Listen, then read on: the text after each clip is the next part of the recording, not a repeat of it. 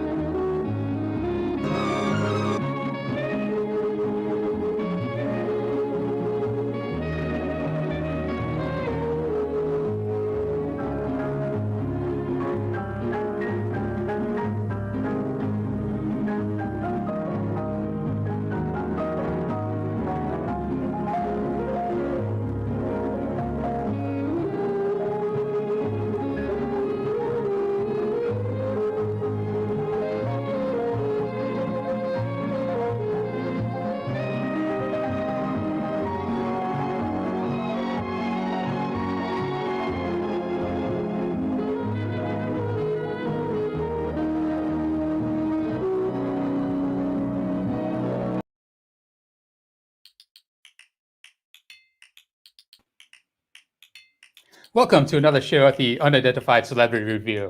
We're going to kick things off in just a minute. It's going to be an amazing show.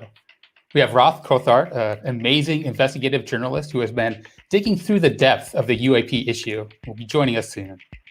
I've only just started reading his new book, In Plain Sight, but I've recently watched his amazing documentary, The UFO Phenomenon. That documentary introduced me to Exmouth, Australia, a town near a highly sensitive American military installation, a place that, for one reason or another, seems to be a hotspot for UAP activity. I've been thinking a lot about UAP hotspots recently, ever since watching a PBS Spacetime video titled How to Communicate Across the Quantum Multiverse. The video expounds on interpretations of quantum mechanics. It's all based on Schrodinger's equation, which gives us the probability of where we'll find particles. And then when we go and look, things snap into place. You know, it works incredibly well enough to figure out the incredible physics behind all the technology you're using right now. But it's anyone's guess as to how or why it works.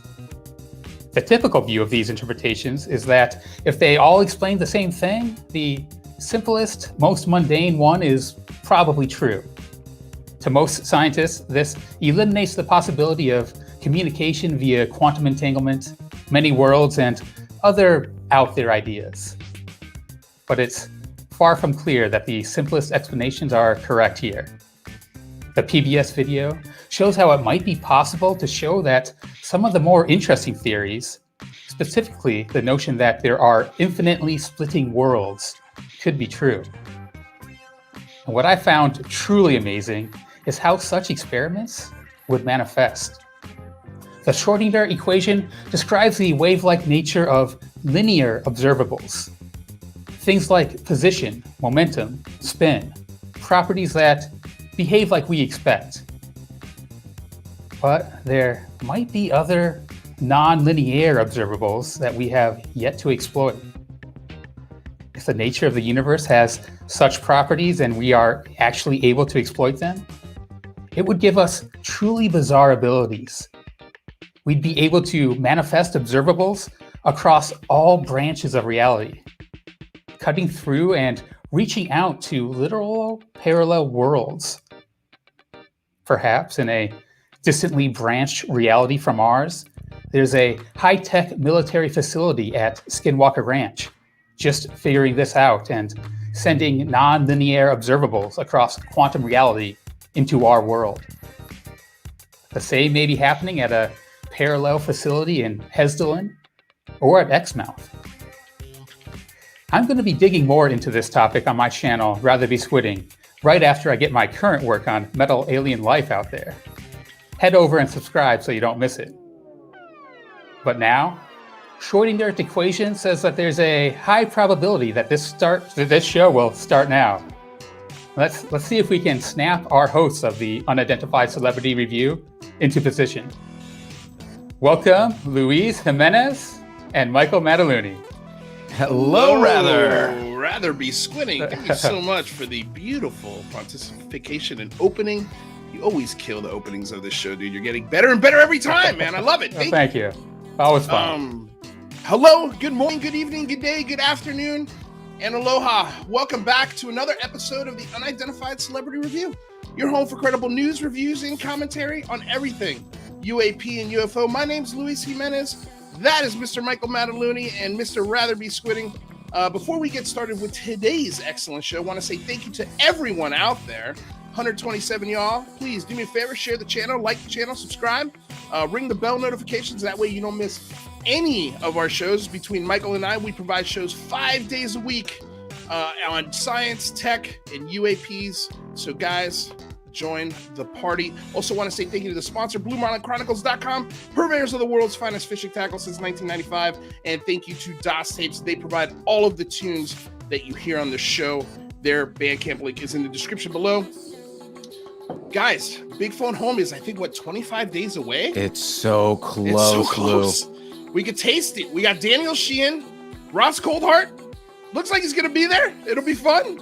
But he's here today. So we get double Ross.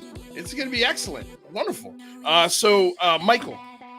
Yeah, would you like to introduce Mr. Ross Coulthart? I would love to. For those of you who have been living under a rock recently, Ross Coulthart is a multi-award winning investigative journalist with over 3 decades of experience in newspapers, television, including reporting for the Sydney Morning Herald newspaper, ABC, TV, Four Corners, 9 Network Sunday program, and 60 Minutes. 5 times winner of Australia's National Journalism Prize, the Walkley Award, including the highest award, the Gold Walkley, winner of a Logie Australian TV's top prize for the best public affairs TV reporting, and winner of a New York Film Festival Gold Medal for international investigative journalism, author and audiobook SMR Angel of In Plain Sight, an investigation into UFOs and impossible science. Ladies and gentlemen, Ross Coulthart. Good morning, all. There it is. There's the ASMR we're looking for. Exactly. That soothing Australian voice. I've been listening to the book, sir, and I got to tell you, you were obviously you're crazy busy. You're doing shows every day. You're promoting a book, so that's a whirlwind experience. I'm sure it's probably a little easier since you get to do it from home these days. Is that fair to say? I have to say the lockdown's been a blessing, guys. I'm in a beautiful part of the country just south of Sydney, and the whole of Sydney at the moment is in lockdown.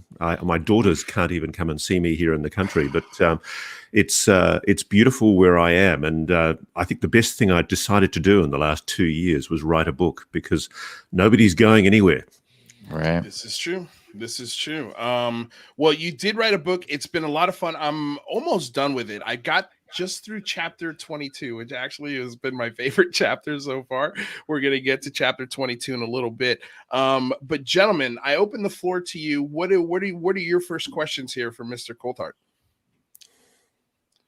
Well, my first question really is, am I pronouncing your last name correctly, man? We've been going back and forth. That's fine, mate. Yep. Okay, you're doing really well. That was like one of the things I was really nervous about. We do have a $50 donation from Oliver Dro. My first donation to you guys, I would really like to point out that the possibility that it's secret U.S. tech makes no sense, because we see them everywhere in the world for decades. And I and a cousin saw one a few years ago, rural town in Brazil. I mean, you've got a point, Oliver. I mean, the simple fact is that this phenomenon, this is the thing that amazed me when I first started looking at your records in your government archives and the records in my government's archives. These sightings of craft, vehicles, intelligently controlled objects go right back to in Australia, into the 1930s, 1940s.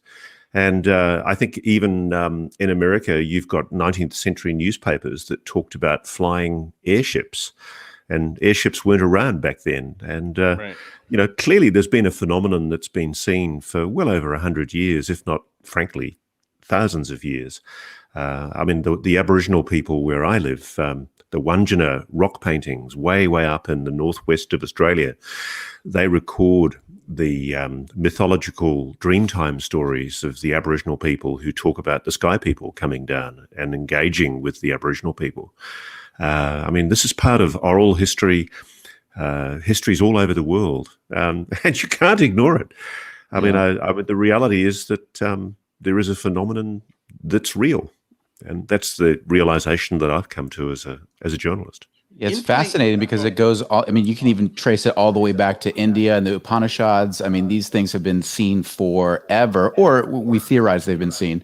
My question to you specifically regarding the nature of UAP today, the UAPTF recently concluded that we do have intrusions into our airspace. I think what a lot of people don't understand, these things do go back a long time, but a lot of people who are just hearing about this now, who are only looking at the UAPTF report of the last 20 or so years, 18 or so years, a lot of folks will say, well, obviously drone technology has been exploding over this period of time. How do you talk to people who refuse to acknowledge the potential for something far stranger and beyond drone technology when it comes to understanding this phenomenon?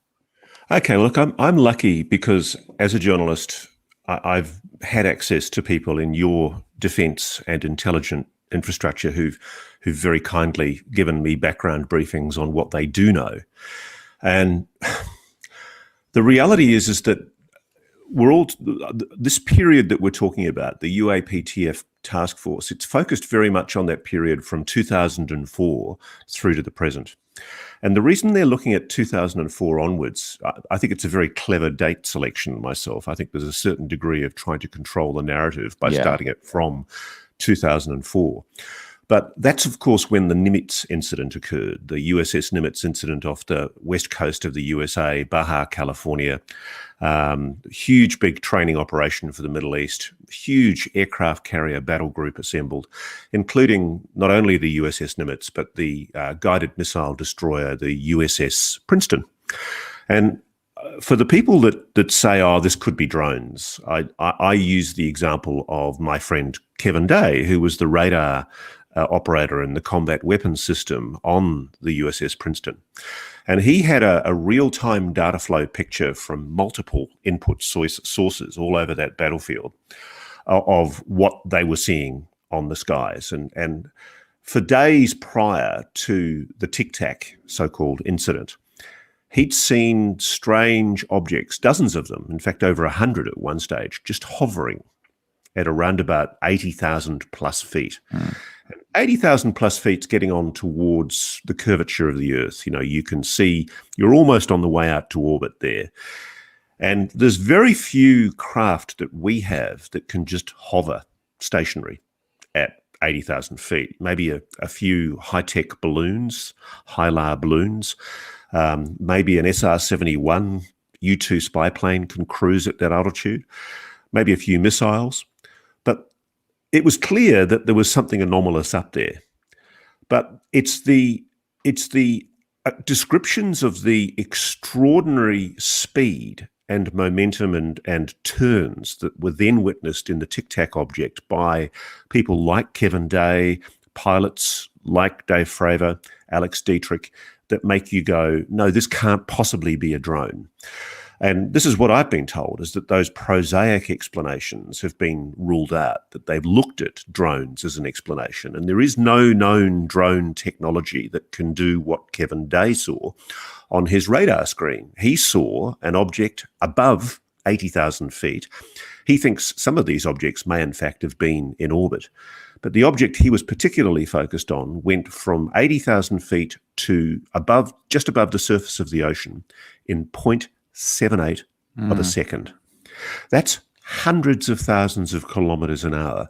The estimated G-forces were around about 12 to 14,000 G-forces. The most G-forces a human being can stand are about 9 or 10 Gs. The most G-forces that an aircraft, a standard aircraft, can stand are about 15 to 17 Gs. Literally both the plane and its occupant would be soup if there was any human on board.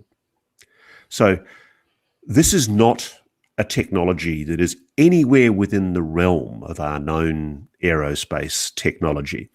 And it's funny, because there's a kind of a troll sentiment out there in the web at the moment that basically goes, these guys, they just don't know that it's US tech. We've got this stuff going in the black.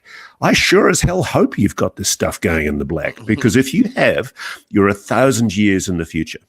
If you have, it gives me great cause for optimism about the future of the United States and the future of the free world in terms of challenging authoritarian regimes.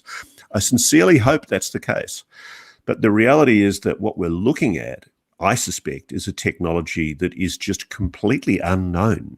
And this is what I'm being told. I mean, frankly, I've had conversations with many people now who've told me that what we are talking about here is an anomalous, intelligently controlled technology, far advanced to our own, which is doing speeds, turns, maneuvers, just completely outside the realm of known aerospace technology. We have nothing like it. No drone, no plane, no rocket, no technology known to human science can do this. Yeah, and kind of on that point, and to Jazz's question here, Jazz asks, Ross, there's a base in Western Australia that used to be owned by the U.S. with a lot of UAP-related stories attached to it. How satisfied are you that these stories have been adequately explained? And I'm assuming he's talking about Exmouth. Yeah, I think he is. I mean, there's a few bases in WA that you guys have got your fingers in. And one of them is Geraldton, which is a base that monitors the satellites over the Indian Ocean and intercepts communications, normally North Korean generals lining up dates with their mistresses. But the one that I think everybody is talking about is Northwest Cape, which is the Exmouth. There's a little town called Exmouth, which is about 5 kilometres from this gigantic base, which has a hexagonal feature of gigantic transmission towers that stretch 300 meters plus into the air. And they send out low frequency, very low frequency signals out into the Indian Ocean, but also out into the southern Pacific and Southeast Asia. And a lot of Australians had no idea what this site was for, but essentially it's an absolutely key part of your strategic nuclear deterrence. And thanks, guys, it makes Australia, or that part of Australia, a target in the event of nuclear war, because it's where the signals go out. In the event that your president decides to push the button and launch his missiles on Russia or China, unfortunately, those orders go through that base in Australia, and it's almost certain that that base is a nuclear target. And I commend to you, if you've never spoken to him, there's a guy in America called Bob Hastings, who's written a brilliant book called UFOs and Nukes. And Bob drew my attention to the fact that there is a consistent pattern of observations, reliable, consistent observations, frequently observed of UAPs, unidentified aerial phenomena, UFOs, call it what you like, but craft, often perceived to be intelligently controlled by military officials. There are scientists that have seen these things, and they're often seen over facilities that are connected to nuclear weapons or nuclear facilities in some way. And this Exmouth base, the Harold E. Holt Naval Communications Station, was controlled by America from 1966 to 1991. And it was originally conceived as the place where your Polaris nuclear missile-armed submarines would receive their launch codes. And it's now kind of broadened into a general communication station for both American, British, and Australian submarines and ships. But it's a key part of, your American strategic deterrence. And there have been innumerable, I've spoken now to well over 20 locals on Northwest Cape who've contacted me since my documentary. They've read my book, they've heard me on the radio in WA, and they're describing to me a pattern, a consistent pattern of either gigantic black triangular shaped craft with lights running down their spine in each corner, or spherical, dark, charcoal-coloured orbs with pulsing halos of purple light around their middle. And one of the incidents that I took special interest in this base was right back in 1973, Henry Kissinger, your Secretary of State, was in the White House around about 11:30 at night. And he ordered the US military forces to go from DEFCON 4, Defense Condition 4, to Defense Condition 3. And this is all recorded in your archives. There's very, very detailed notes about this. And the reason he did that was because he just had a conversation with Leonid Brezhnev, the Soviet premier. And Brezhnev had told him that he was thinking of deploying Soviet troops into the Middle East because he was worried that Syria was going to be overrun by Israel. And Israel was frankly kicking the Arab states that had invaded Israel in the Arab-Israeli war. It was kicking their butt so seriously that the Israelis had pushed the Syrians right back to the edge of Damascus. And it looked like we were faced with a possible confrontation, which would almost certainly have gone nuclear, between the United States and the Russians in the Middle East. Absolute nightmare scenario. And someone or something was as aware of this as Henry Kissinger was, because within hours of Henry Kissinger giving that order to go to DEFCON 3, which is the highest peacetime condition, way, literally on the other side of the world in Northwest Cape, a charcoal black sphere suddenly appeared and hovered over this base. Remember, this is the base where the commands for the codes go out. Right. And it just hovered there. And the deputy commander of the base, who was a guy, was still checking his name. It was either Moya or Maya. But he walked out, looked up, and saw this hovering sphere up in the air. It was just on dusk. And he was so alarmed by it, he said he'd never seen anything like it. And in the unusual aerial sighting report that he wrote, which was provided to the Department of Air Force Intelligence in Australia's Air Force. And this was filed away and put into an archive and forgotten about until it was released to researchers in the early 1980s. And then there was another guy whose family I've spoken to called Bill William Lynn. And Bill was the fire chief. He was an Aussie fire chief who was responsible for fire security at the US base. And he was just wrapping up for the day. He was about to head home, driving his truck through, locking up the officers' mess where the officers could rest at the end of the day. And he looked up and he saw this hovering sphere. He got out of his truck, actually went a bit closer, got out of his truck, pulled out a notebook and drew a picture of this object. And went home and told his little girl, Kate, about it. And Kate still remembers her dad describing this sighting to her. He said, look, what I saw was something not of this world. It was alien. And it had a profound effect on him, and it had a profound effect on other locals who saw the same object that night. And I've been able to corroborate with 3 witnesses that incident occurred. But the fascinating thing that I found was that when I went back through the records, the Defence Department archives, and cross-referenced UAP, Unidentified Aerial Phenomena sightings, Northwest Cape, there was just all these sightings. I found there's a unit in our military called the Special Air Service, which is a bit like your SEALs or Delta Force. They are the absolute elite of our soldiers, very intelligent people, and extraordinarily good soldiers, and very reliable, hopefully stable human beings. And 2 soldiers wrote a sighting report that they'd seen an object around about 20 years ago, 2 SAS soldiers, and they described how at RAF Learmonth, which is the airbase that services this American base, it's big enough to take a C-5 Galaxy.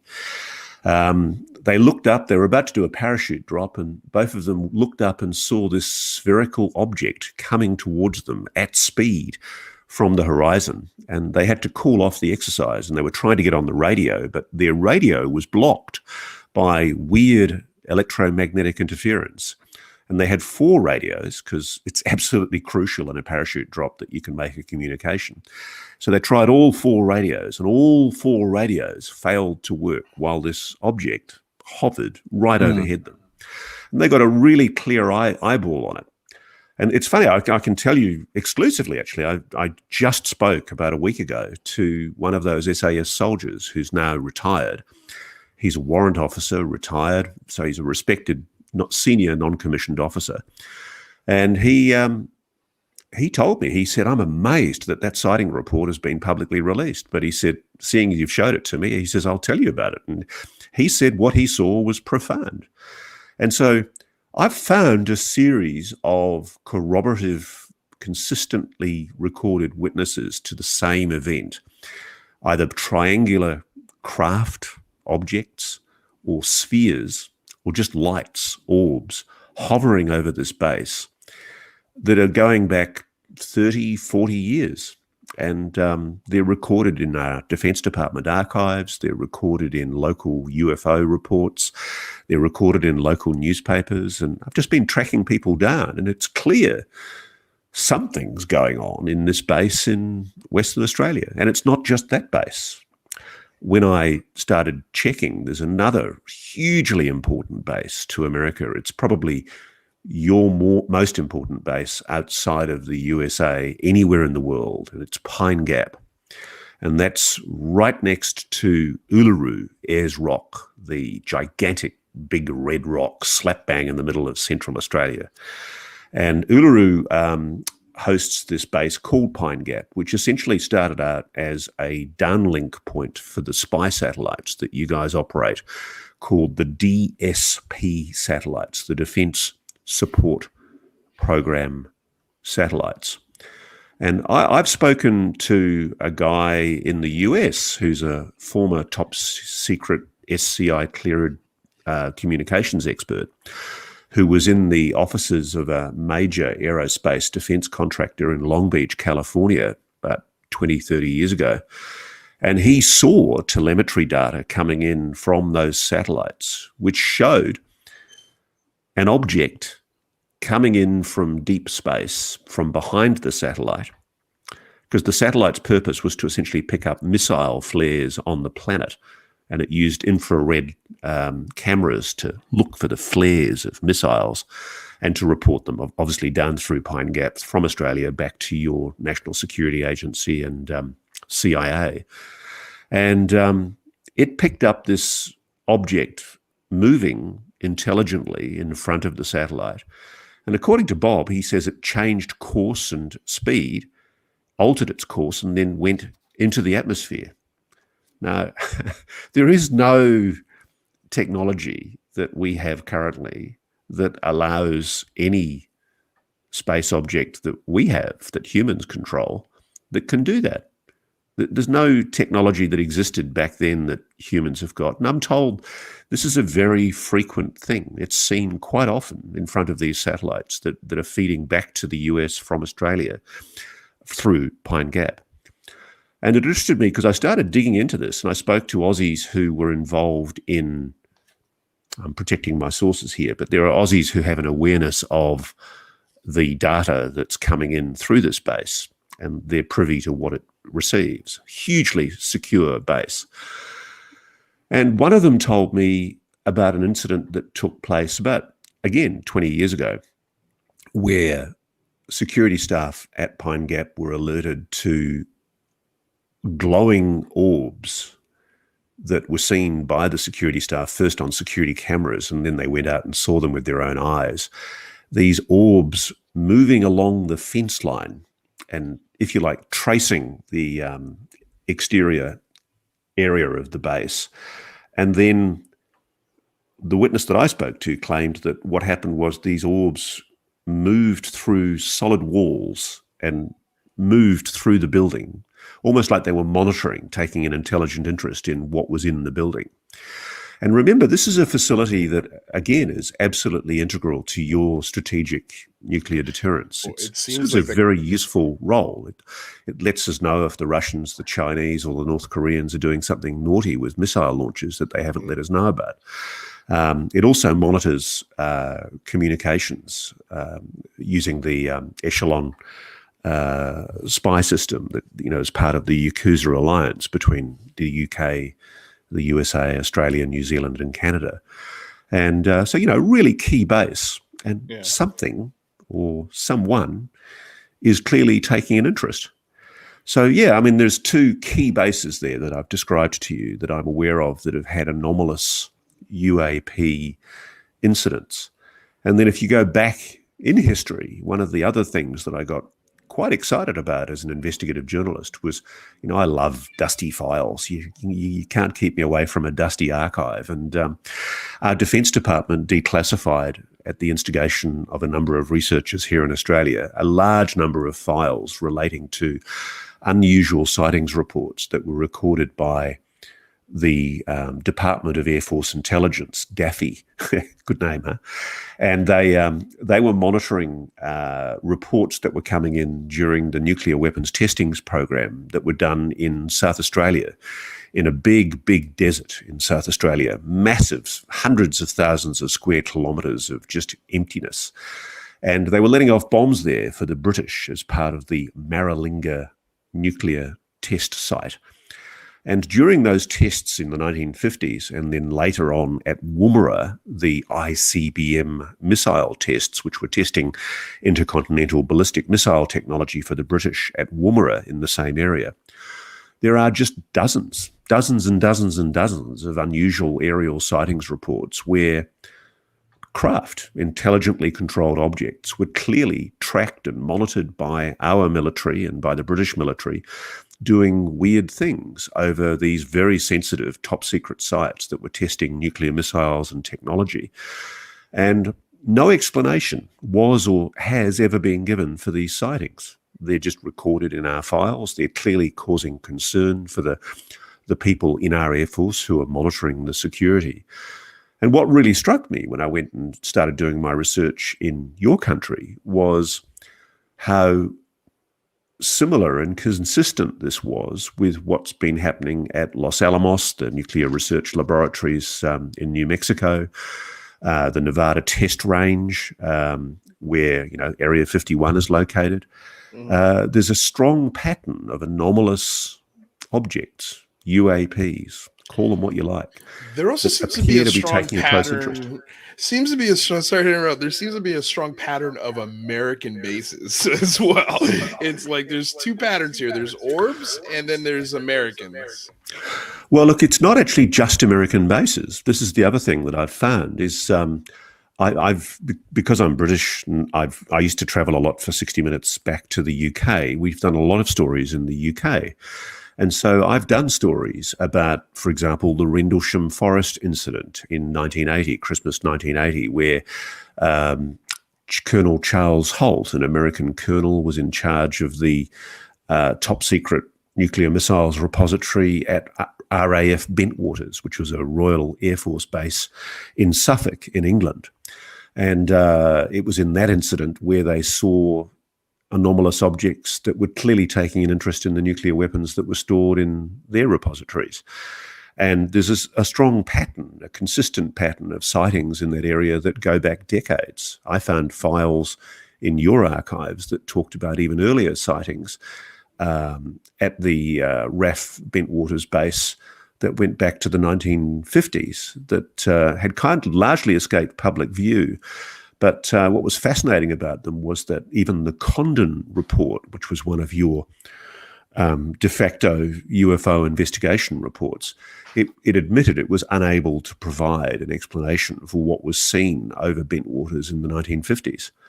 And then if you go to Russia, I've been talking recently to former generals and senior officers in the Russian military who tell me that they've had similar hundreds of incidents recorded over their nuclear missile facilities and weapons facilities across the Soviet Union and Russia. And then you go to France, and the French have got a whole report called the Cometa Report, which my colleague and friend Leslie Kane wrote about in her books, UFOs, Generals, Pilots, and Political Leaders, or go on the record. Yeah. And there's a strong pattern here of many countries that have got nuclear weapons or facilities connected to nuclear weapons being visited. Let me ask you this. What is the relationship between the types of crafts that have been seen? You mentioned a correlation between the United States and the incidents in Australia. Are you seeing a similar correlation in types of craft? Look, not really. No. I mean, essentially, more recently, I'll tell you one thing that is interesting. The triangular shapes only really started appearing in the late 80s, which is why I still think it's possible. As a journo, you're trained to look for the most logical explanation. Right. And, my Occam's razor assumption is that this might be undisclosed UFO technology that the Americans are working on in the black, and if it is, great, because it means that we've cracked anti-gravitics, because there's no other explanation for it. Right. But if that's the case, because the sighting that I start my book with of a black triangular object over the Northwest Cape base in WA, it isn't the first sighting of a black triangular object over that area. I mean, I've spoken to people who'd seen triangular objects in that area 10 years earlier.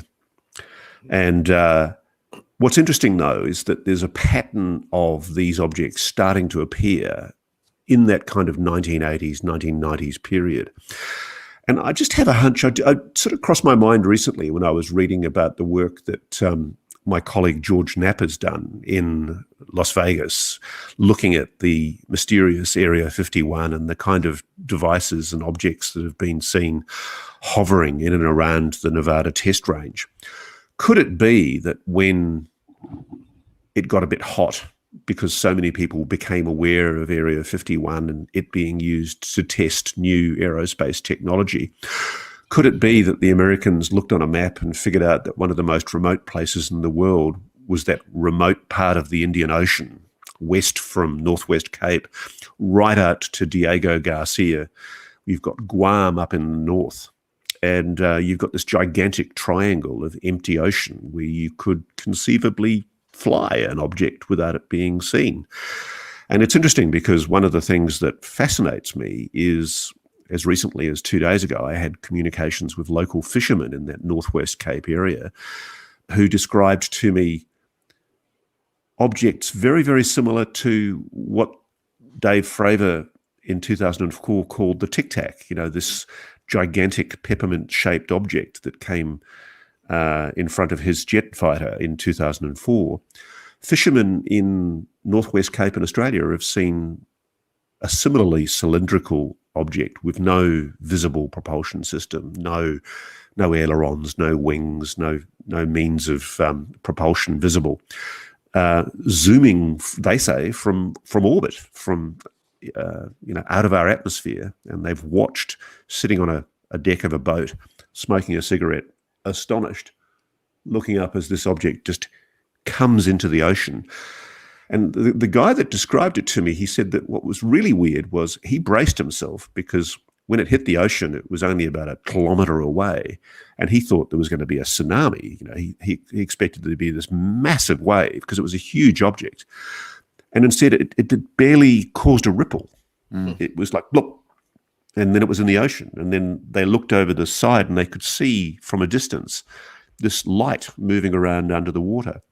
So I guess to answer your question, I don't see any patterns, but it did cross my mind if the Americans are lying, let's say you are testing brand new aerospace technology that as yet hasn't been revealed to the world.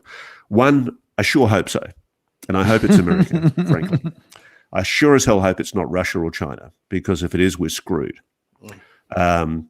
But, it interests me that this technology started showing itself in and around that part of Australia around about the 80s and the 90s, which is when things in Nevada started getting a bit hot. Right. And when people started becoming aware of it. Russ, I wanted to get back to those orbs that went through buildings. Squink McCloud was asking how big they were. And I have kind of a follow-up question on that is, what do you think maybe the nature of their interest is? Do you think that they're trying to be helpful to us, or are they maybe just looking out for their own self-interest? The best account that I got from one person was that they were about the size of a soccer ball, about the size of a football. And the way it was described to me, they said they were almost like they were internally lit. They weren't glowing per se, they were just lit from inside. And the person that described it to me said that they had a kind of a luminescence that appeared to be glowing, but it wasn't like a light. It was like it was a self-generating luminescence from inside that they found it very difficult to explain. It was a type of light they'd never seen before. Also, what was the other side of the question? What do you think the nature of their interest is? Do you think that they're trying to be helpful to us, or are they just looking out for their own self-interest? Well, look, there's an implicit assumption there that I'm thinking that they're sentient. I'm not necessarily. They could be some kind of drone. They could be just perhaps a natural phenomena. The Aboriginals here in Australia have described things called min lights for years, which they believe are spirits in their dreamtime stories, and they believe they can communicate with them. I've spoken to very wise elder Aboriginal people who chuckle when scientists say that the min lights are just truck headlights reflected off moisture and clouds. And they say, look, these min lights have been around for as long as our oral history, tens of thousands of years. But assuming that it is sentient, let's hypothetically indulge that for a moment. The best explanation I've ever heard is there's a wonderful guy who lives near LA called Bob Salas, Captain Bob Salas, who was an ICBM nuclear missile commander. He ran a silo full of 10 nuclear missiles pointed at Russia in the mid-60s. And he had an incredibly eerie experience where a gigantic red orb saucer object hovered over their nuclear missile silo and disengaged all of his missiles. And he tells a really compelling story about it. But what's even more compelling is the way that he thinks that whatever it is some kind of intelligence that's trying to warn us about nuclear weapons.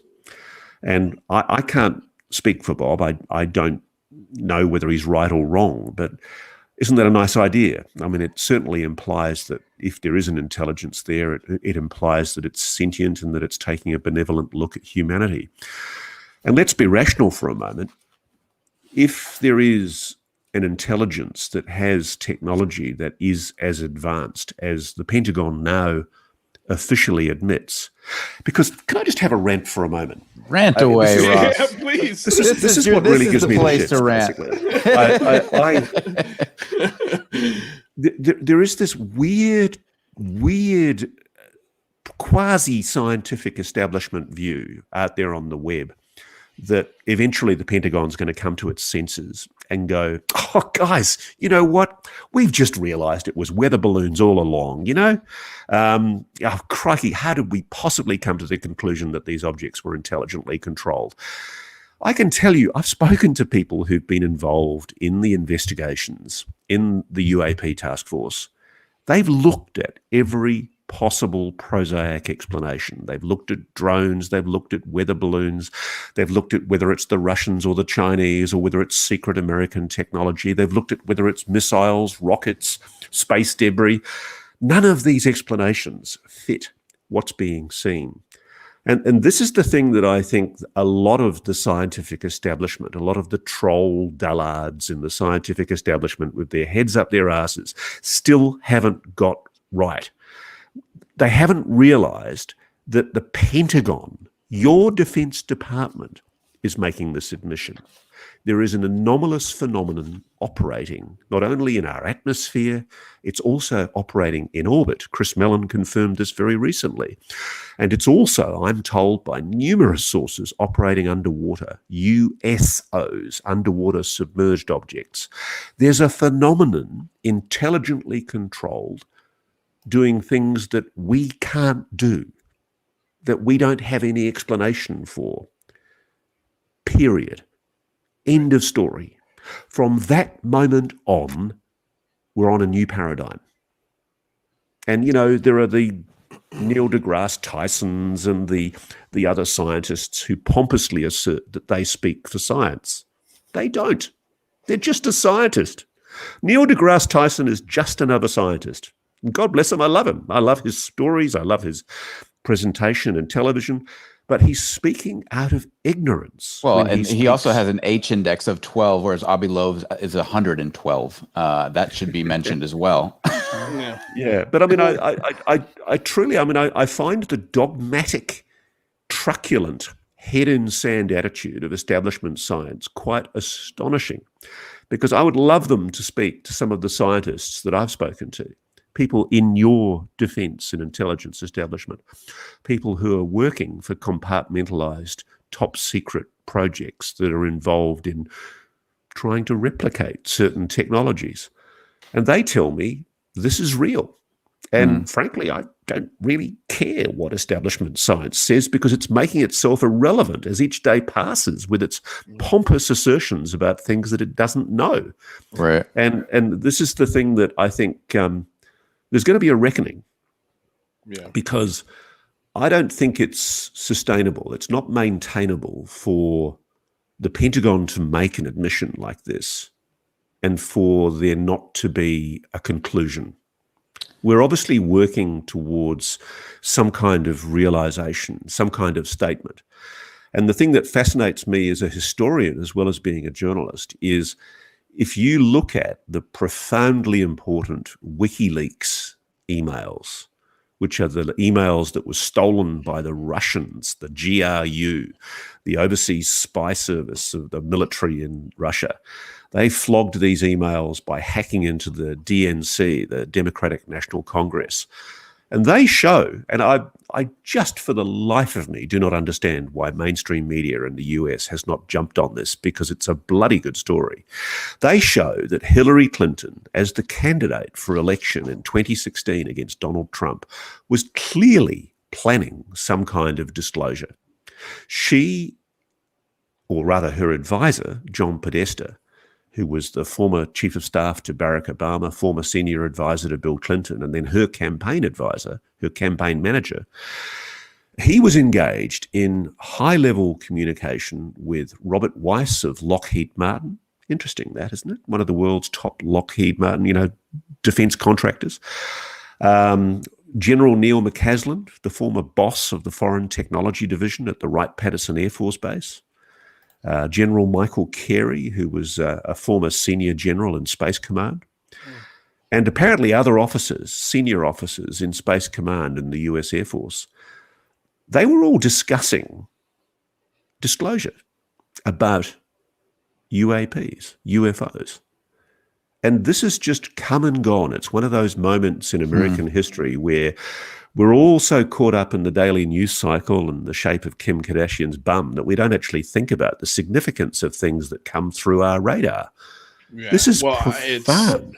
It's to be fair, during that time, it was a very distracting last 4 years. Every day the world was on fire. Real quick, before we continue, we had a $50 donation from Portador 33. Thank you so much. He says, thanks for the great content. Nabbed Ross's book at Audible, hoping to listen to it this weekend. I think he made a good choice purchasing the book on Audible. It's a lot of fun to listen to. And then Preston Paget with a $4.99 donation said, thoughts on programs like Nemesis and Palladium. Their successors could certainly account for UAP. This should be discussed more. I agree. I don't think we should exclude the possibility that this is as yet unrevealed aerospace technology. And let me be clear, I'm as much of a patriot as I'm sure you guys are. We want the free world. We want our mutual democracies to be the ones that control this kind of technology, because I fear for the world if the Chinese or the Russians control this technology. You don't want authoritarian dictatorships with controls of this kind of advanced technology. So yeah, it is possible that what we're talking about here is an aerospace technology that has not yet been revealed to the public, and it's possible that your government has lied about it, which I would do, frankly. If I was Right. the president, I would conceal this for as long as possible. It is fascinating what you mentioned, Ross, about the black triangles being seen specifically emerging in the 80s and 90s. What truly boggles my mind, and maybe you can shed some light on this with some things that you've been researching, but we've been seeing objects that didn't have the nomenclature of Tic Tac back in the 40s, but these oblong shaped extraordinarily fast objects, these vehicles, these craft. We do see these throughout history, and then we see Fravor and Dietrich's story about the Tic Tac. What else have you discovered when it comes to tracking this type of cigar-shaped, oblong-shaped, Tic Tac-shaped object since the 40s? I can tell you they've been seen all over the world for the last 75, 76 years. I mean, certainly there was an increase in the number of these sightings since the American nuclear explosions in 1945. I mean, there is a definite correlation between nuclear weapons and the incidence of UAP sightings reports since World War II. But I can tell you, I mean, these objects were seen, there's a report in our Defense Department archives of an object very, very similar to the Tic Tac that was seen in 3 separate sightings incidents over southern and southeastern Australia in the weeks prior to the Roswell sighting in 1947. And there were 3, they're very, very well recorded because they caused a huge media hullabaloo at the time in Australia. Really? 3 separate incidents of, they called them egg-shaped objects, but when I've looked at the actual news reports at the time, they're often described as cigars or, tubular-shaped objects. And they were traveling in 5s. One farmer on the Flinders range in South Australia, he claimed to have seen them coming up out of the sea, which is interesting because there's another connection point here, which is that a lot of my sources tell me that these objects, particularly the tubular cylindrical ones, are seen around the ocean. And the people that I've spoken to up in Northwest Cape, especially the fishermen, they tell me that a lot of the objects they see coming in and out of the ocean are these cylindrical tube-shaped objects. Dave Fravor might call them Tic Tacs that have been coming in and out of the ocean for years. And what I find interesting, and just to echo a point that one of your listeners made earlier, one of the rebuttal points to this being easily explained away as US aerospace technology is that if these things have been around at least for 70 to 80 years in the recorded files of our defense departments, are we suggesting that the United States or another nation in the world has had this aerospace technology for 70 plus years and it hasn't yet revealed them to the public? I guess that's possible. I mean, it's possible for countries to keep secrets, but it doesn't make a lot of sense. I mean, if you're a nation that's got this kind of advanced technology, why wouldn't you show it? Well, not even to mention. Sorry, go ahead, Lou. I was going to say, I got a pretty decent pushback on that. And it is Michikaku explains that in 20 years, we'll be able to have the technology to have a machine that can create matter. But it won't be seen in society for 100 years because it's difficult to just throw that tech into the middle of society and say, okay, here's a matter making machine, go for it.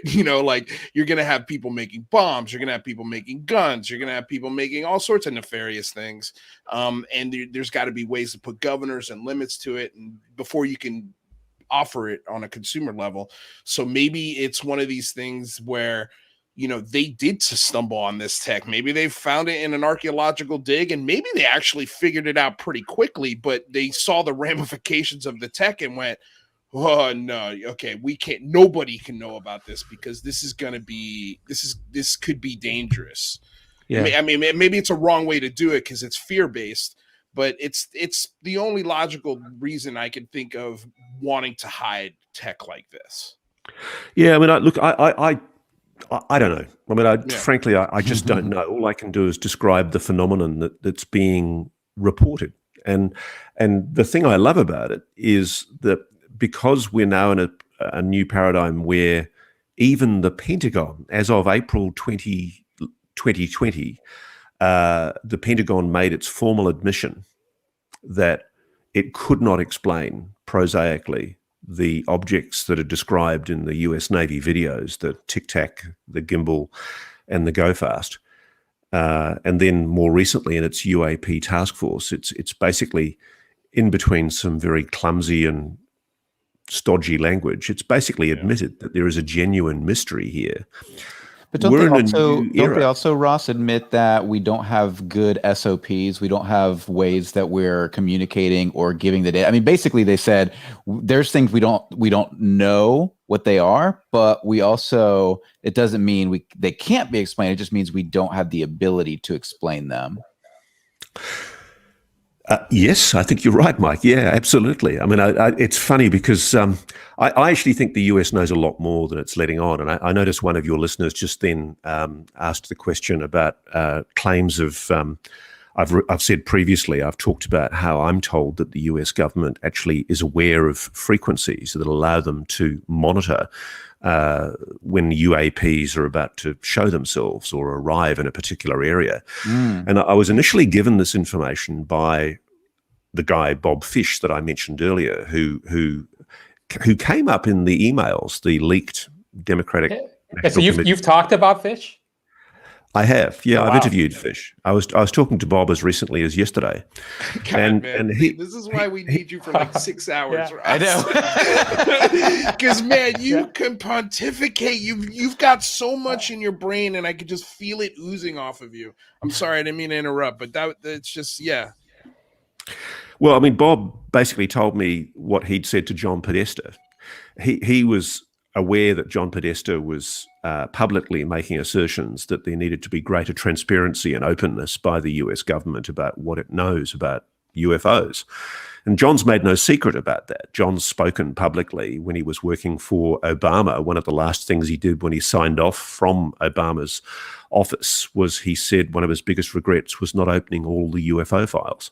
Right. What does he know? What does somebody like he know with the clearances that he enjoys that he thinks the public should know? And so Bob Fish responded to that. And one of the things he told John was that when he was working in communications, and Bob's, by the way, the guy that installed the comms at the White House. You know, he's a very, very senior, top secret SCI cleared guy. You know, you don't muck around with somebody like him. He's very, very authoritative. And I've checked him out with multiple people. He is who he says he is. And he stuck his neck out talking to me, and he allowed me to go public with his name in the book. And Bob basically told John what he told me, which is that the United States government, as long as 25, 30 years ago, had discovered the frequencies that these craft operate under, which can allow them to be tracked. Was he specific about which craft, Ross? Was he specific about which craft? He didn't give me a visual description of which craft, but for example, one of the things that he did was he met a guy who was involved in communications interception with air flights near Cuba. And it was a plane that was normally involved in flying near the coast of Cuba to essentially monitor the Cuban military communications. But on one particular day, the guy that he was talking to told him the plane had been diverted to a sea location south of Florida where objects were anticipated to be coming in and out of the ocean.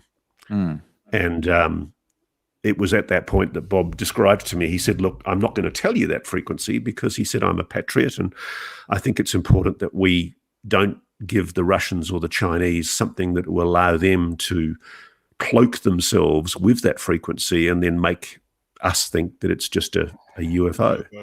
Good point. But he said that, you know, all those years ago, we were aware of that capacity to detect these objects using those frequencies. And so I've run with that. I've spoken to people who are working in what they call the program, and they've privately, confidentially spoken to me about the fact that the US is and has long been monitoring these objects and tracking them using their frequencies. And one of the things that I'll tell you guys, I think it's the first time I've spoken about this, is I'm told that there's also been consideration given to offensively trying to bring down these objects by using those same frequencies. What only makes sense. Right? And, that's frightening.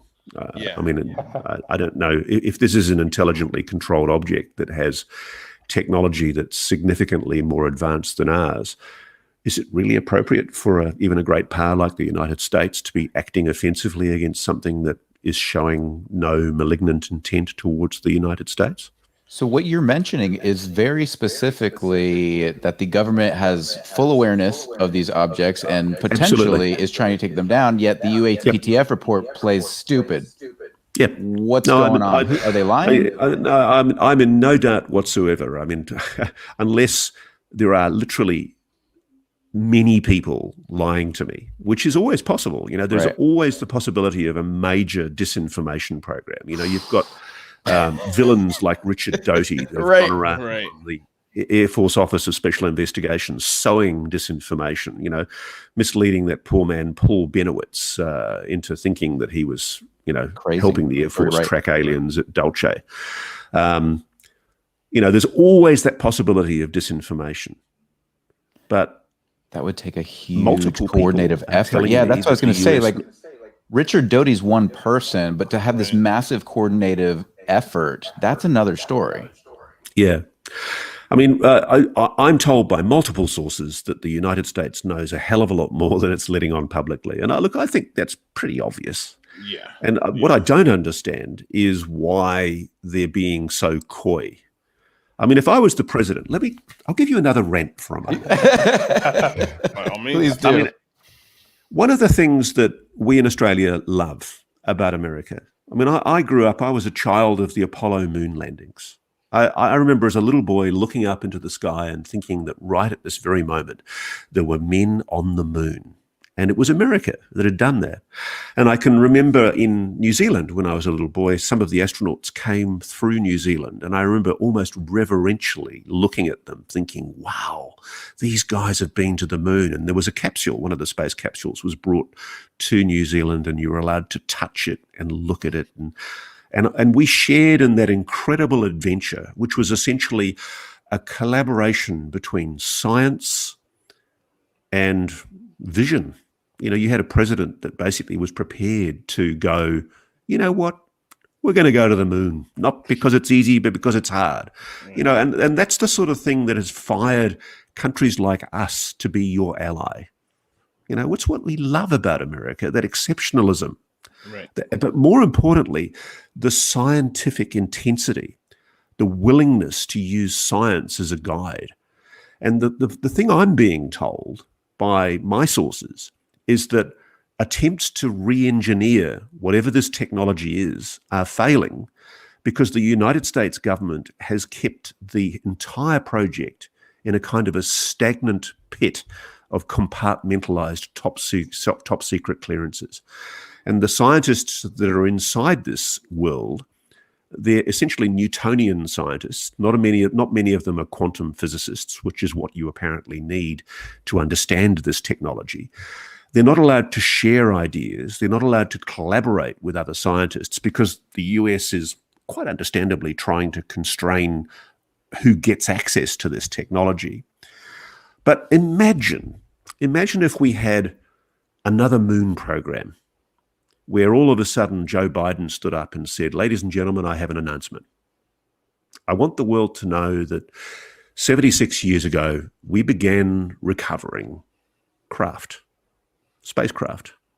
And for the benefit of humanity, I, as your president, have decided we're going to share this technology with the world so that humanity can start thinking of itself not as a nation state, not as a Russian, Chinese, or American, or Australian, but as a member of the human race, so that we can go to the stars. And I'm told from people who are working in it that there is technology there that is capable of being developed that can give us quantum leap advances in technology overnight. But the problem we've got is that it's essentially been stagnating for 30, 40 years, especially since the end of the Cold War, largely because a bunch of religious zealots in the Pentagon are confronted by the idea of admitting what they know. But also they're a little bit scared, or more than a little bit scared, about revealing that they've been hiding this. They've lied. They've lied to the Congress. They've lied to presidents. They've lied to individual politicians that have raised questions about it. They've misled the American public.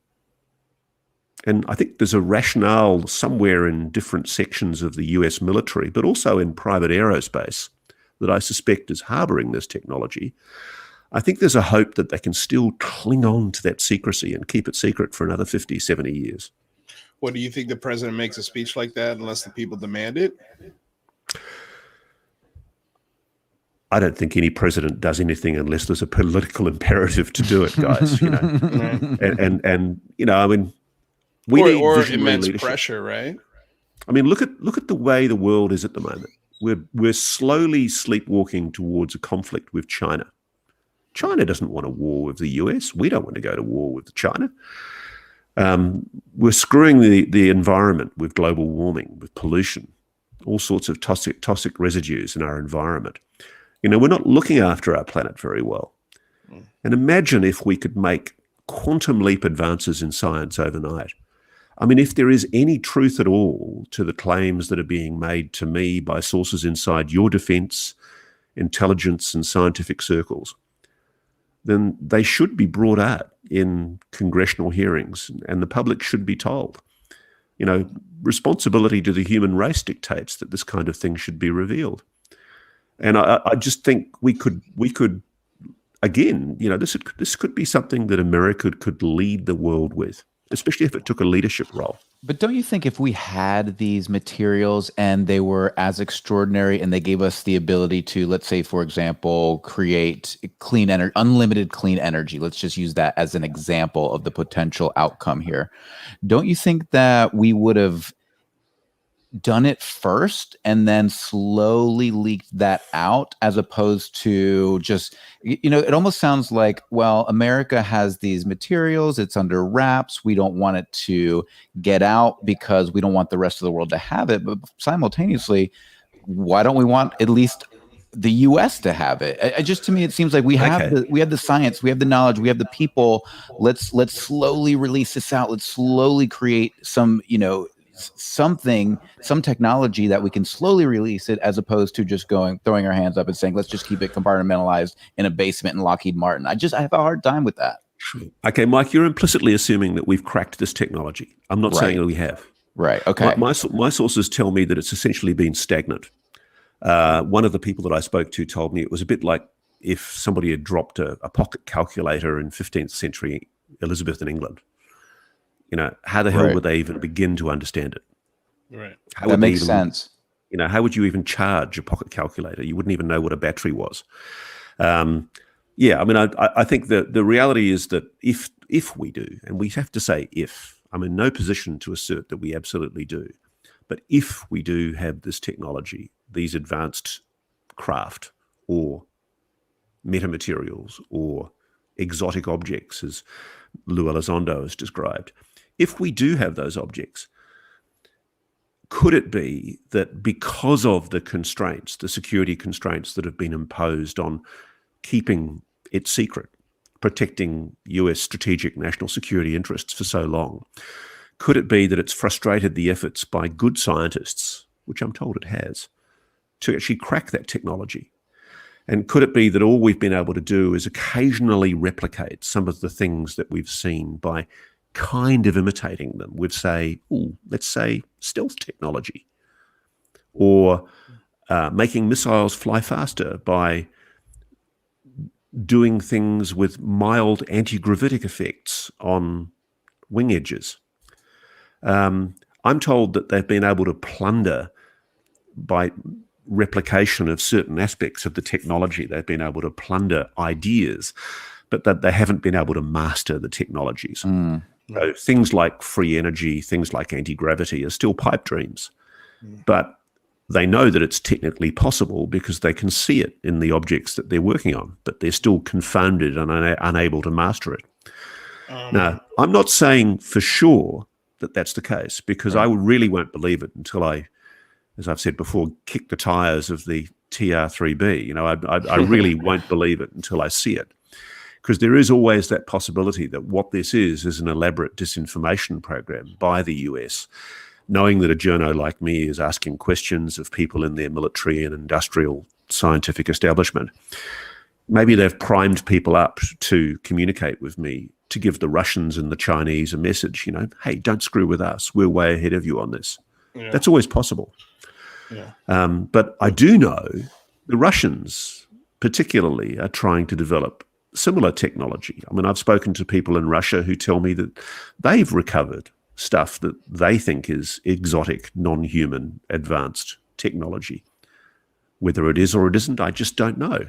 Right. But if you're America, maybe that explains things like the patents that were taken out by Dr. Salvatore Pais from the US Navy's research laboratories, where, you know, it was a flat assertion. And this is something that, again, the mainstream media in America has completely failed to address. And the scientific skeptics who assert that there's no evidence of this, they just completely ignore that the US Navy has filed patents claiming breakthroughs in fusion energy, claiming breakthroughs in anti-gravitics, claiming breakthroughs in trans-medium craft that bear an uncanny resemblance to, dare I say, the Tic Tac. All right. You know, could it be that we have come to the cusp of a breakthrough, but that because of the secrecy surrounding all of this, we haven't been able to make that definitive break? I don't know. I'm told that we have. You were suggesting earlier the idea that perhaps maybe there's an opportunity for the president to reach out to the rest of the world and say, help us crack this technology. Did I hear you right? Or is that what you're alluding to? Wouldn't it be great if we had one of the things that I love is when I've been talking to Russian cosmonauts and Russian people with knowledge of the Russian space program. They speak with huge respect of the sharing and the collaboration that they've had with the United States, even during the darkest days of the Cold War. You know, there's a real love for shared science and collaboration. And I think there's also a huge respect for, dare I say, historical American can-doism. You guys really can do it. And I think in some degree, America's kind of lost its way in the last few years. You know, you're ridden by factional politics. It's dominating your media. And I think a lot of the debates in your Congress are obsessed with the minutiae of internal political fissions in your political establishment. Well, except for on the UAP issue. On the UAP issue, they vote on that bipartisan. They both voted for it. It's one of the few things they actually came together on. Yeah. But no, and it's really interesting because something that could bring us together is another space program. You know, another program where we collaborate internationally. I mean, your friends in Australia, I know we've worked with you guys on hypersonic missile technology, scramjet technology. You know, we've been with you in every war since World War I. I would love nothing more than to see our scientific establishment collaborating with your scientific establishment. And even better, imagine, you know, maybe it's a pipe dream, but imagine if the Chinese and the Russians and everybody could share what they all know and we could collaborate and make these breakthroughs. Wouldn't that be fantastic? But you'd have to trust an authoritarian regime simultaneously. Exactly. Yeah. Good luck. Well, better this one than any other one, I say. So we are at the end of our time, but I wanted to really quickly just say thank you to the $75 super chat from Silly Humans and the questions about frequency. And then NMUAP also said with a $20 super chat, love the book and the documentary. Which one of the best I have seen? More international stories are needed. Glad the U.S. government are not the only liars. So that was an interesting statement there. And then we had one more $5 The one super from chat. Zofa Yep. was about Plutarch reported a wine jar-shaped UFO hovering between two armies, molten silver-colored, even witnessed by the Murph dates. Both armies fled in fear, which Zofa always has these awesome stories from the historical records. Yeah. And if you look in the Bible, in Ezekiel, which I'm not religious at all, but Ezekiel describes The wheel. phenomena, including Right. a spinning wheel, which, frankly, what was it? Why is it that so many of the world's religions have as their notion the idea that there is this advanced power, this highly intelligent, omniscient power that comes from the skies and helps humanity? Interesting, that, isn't it? It is. It is. Very. Another $5 question from G West in the chat. And he says, question for Ross. If you had to bet on it based on what his sources have said, how many years until we have disclosure? What is your definition of disclosure, if you can maybe even answer that? Look, I think in many ways we're almost there. Yeah. Because the United States has admitted that there is a mystery here of advanced, intelligently controlled technology that it cannot explain. That in and of itself is disclosure. But are we ever going to see the moment when a president stands on the White House lawn and says candidly, ladies and gentlemen, we've been lying to you for 76 years and, we are aware of an extraterrestrial presence on planet Earth? If that's the case. If that's the case. Because I don't think the ETH, the extraterrestrial hypothesis actually works, by the way. Yeah. I don't think this is ET.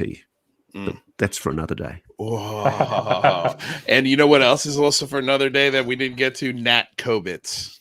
I really wanted to talk about Nat Kobitz as well, because that's chapter 22, and I thought that was a very interesting chapter. But we'll talk about it during the Big Phone Home. How about that, Ross? It'd be a pleasure. Awesome. And we'll see you back on the Singularity Lab as well in a couple months when your book rolls out here in the U.S. Happy to do that, Mike. Wonderful. Ross, real quick, I did have one question that I wanted to ask you, and it was what gave you this no fear? Like, you don't give a shit. And I love it, man. I mean, with your journalistic pedigree, this is your 6th book, right? Is this your favorite book that you've written, or what is your favorite book? Is this the most fun you've had writing a book? Look, it's funny. I had a colleague email me this morning saying, "Oh gosh, Ross, you've got a really nasty review from an internet troll who I think I saw it. It was pretty lame. Who savaged your book." Yeah. And I just said to him, I said, "Look, I once had a bikie boss telling me that he was going to chainsaw my head off.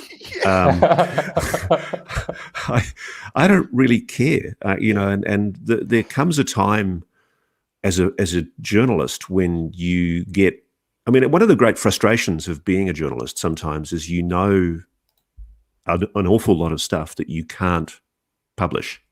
Right. And one of the things you have to do, one of the things that's fundamental for me, and I take it so seriously, is protecting sources.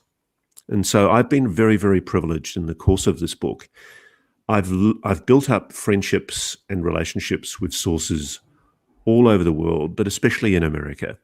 Good people, patriots, people who aren't compromising national security. They're just people that think the public should know this stuff. And they're telling me things that, some of which I can't reveal. They've told me things that I'm not allowed to talk about because to do so might compromise national security. And I can tell you, I'm really excited and optimistic and positive for the future. Yeah. That's why I feel the way I feel. There's nothing to be frightened of here. And the other thing, too, that I find really interesting is I've asked every military official, former and serving, if there is a national security reason for why I shouldn't write this book, tell me. And nobody's been able to give me a good reason. And fundamentally at the heart of it, I just have this awful feeling that it's just one big snafu, that during the Cold War, it was easier to keep all this confidential because it was almost like a distraction. Oh my God, let's just put that to one side, put it in a cave and forget about it, and put a few scientists looking at it. But geez, it's just too hard. Right. And I think now, 30 years out of the Cold War, there really is no logical, rational reason for keeping this secret. And I've decided as a journo to appeal to the best instincts of the good people, the honourable, decent, patriotic people who care about science and care about humanity, who I've had the privilege of speaking to. And there's some great people who are telling me there is no good reason for this to be kept confidential any longer. It's time. Well, Ross, you've done a fantastic job at painting a really nice picture of the totality of this story. There's so many moving parts. It's a great book if you're looking for not only American history, but international history on the topic. So I highly recommend everyone go buy the audiobook if you're in the States. Is the paperback available anywhere internationally right now? In the US, it's coming out, I don't know why, but HarperCollins delayed it until October. Okay. So well, it's coming the out in the US. audiobook is worth every penny. I apologize for my horrible American accents. Every time one of you guys with the sexy accents come on here, you're always like, I apologize for my sexy accent. Please stop. It's sexy. People love it. And so are you doing an American accent when you're quoting people? Is that it? I did enjoy. I just decided to have a bit of fun. He did. We got Cowboy Ross Coulthart and a couple of those. I actually love quotes. Tom DeLonge. I'm a Blink-182 fan, and I really love Tom DeLonge. And I'm really, really worried that I've made him sound like an excited 12 or 13-year-old boy in my in my accent. But I actually respect him enormously for the work that he's done in pushing this open. Well, ladies and gentlemen, that is author and audiobook ASMR Angel of In Plain Sight, an investigation into UFOs and impossible science. Ross Coulthart, thank you so much for coming. We will see you at the Big Phone Home 2. We'll see you on the Singularity Lab when the book hits paperback. Man, I could spend my entire life with you. But I know that's just a weird thing to say. So anyway, we'll see you soon, sir. Enjoy the rest of your day. Good to talk to you guys. Bye-bye. Thank you. Bye-bye. I thought there was a hot minute where I thought Luis was proposing to Ross there. Pretty close. That was cool. That was a cool time. Yeah, that hour flew by. Flew. Well, he's just oozing. Like just the three stories he gave us about that military base in Australia. It was a half hour. Yeah, it doesn't even scratch the surface of like the stuff in this documentary and all the God. He has great knowledge. Great knowledge, insanely great knowledge. And again, it's hard to listen and look at this knowledge knowing that all of this can't be wrong. Right? Like there's a totality here. There's different aspects of our military. And this is a cream of the crop journalist. This guy worked at 60 Minutes. No, I think you have to take each. I really appreciate and respect what Ross has done and the research he's done and what he's compiled and his sources.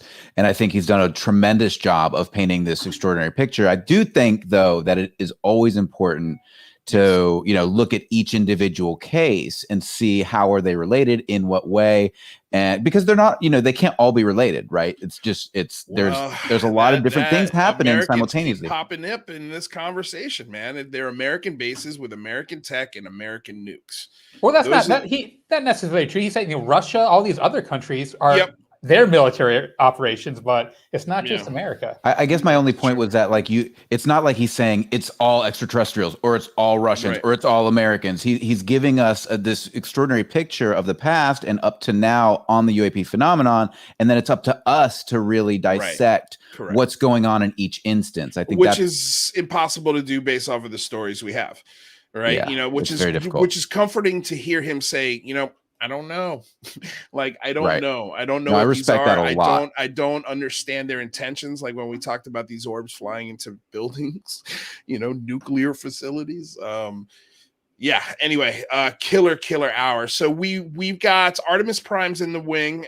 She's got our poll. We've also got UFO researcher and friend of the show, Miss Jane Kyle. UFO Jane, how are you, my lady? Jane, how are you? Wonderful. Now that I'm here, that was a great interview. Yeah, thank you. I wish he was here for 2 hours. I would have brought you in at the top of the hour, and then we would have gotten some of your questions listening with everybody else. I'm Well, sure, very captivated. So yeah, it was fun. Okay, so before we get started with UFO Jane and sort of go over some of the things that Ross talked about, we could sort of dissect. And if there's anything, I think there was a couple of things that I'm sure you noticed in the interview that we could talk about and dissect here a little bit. But let's go ahead. And I don't see, is Artemis, are you ready back there? I don't see you. I see you. I don't see your camera. Ah, there she is. Okay, so let's bring in Artemis Prime.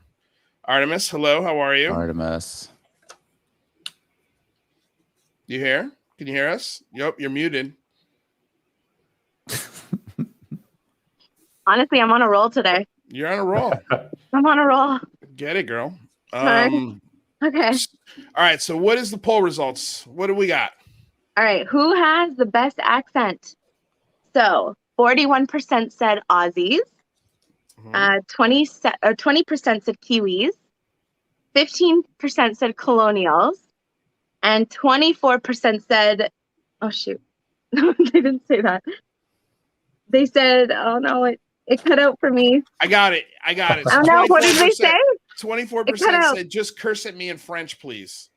Thank you. So Sorry. the I'm down with that. Aussies won with best accent and 41%, and just curse at me in French came in a solid second.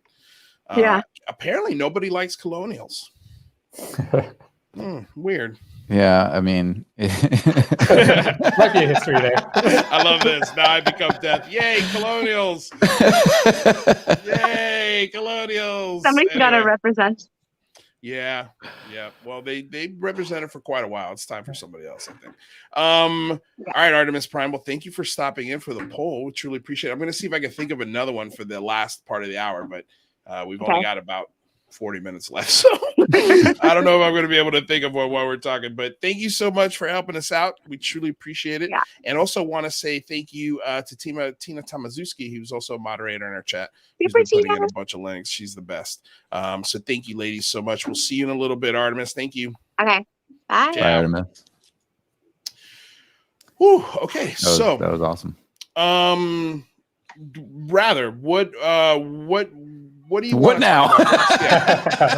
Well, yeah, the coolest thing that I thought was mentioned there was him interviewing Bob Fish. I did a video a couple of weeks ago about Bob Fish and his leaked emails talking about how he overheard the people talking about the DSP satellite and something coming in from behind the satellite and launching way back out. And I thought that alone was incredibly interesting. But I guess Ross has been talking to Bob and talking about the frequencies that these UAPs are operating on, and that we might even be trying to take them down. That's the first he mentioned it was here on the show, and I know Elizondo has mentioned somewhat similar things, but not like this. Well, it definitely didn't mention Bob Fish, that's for sure.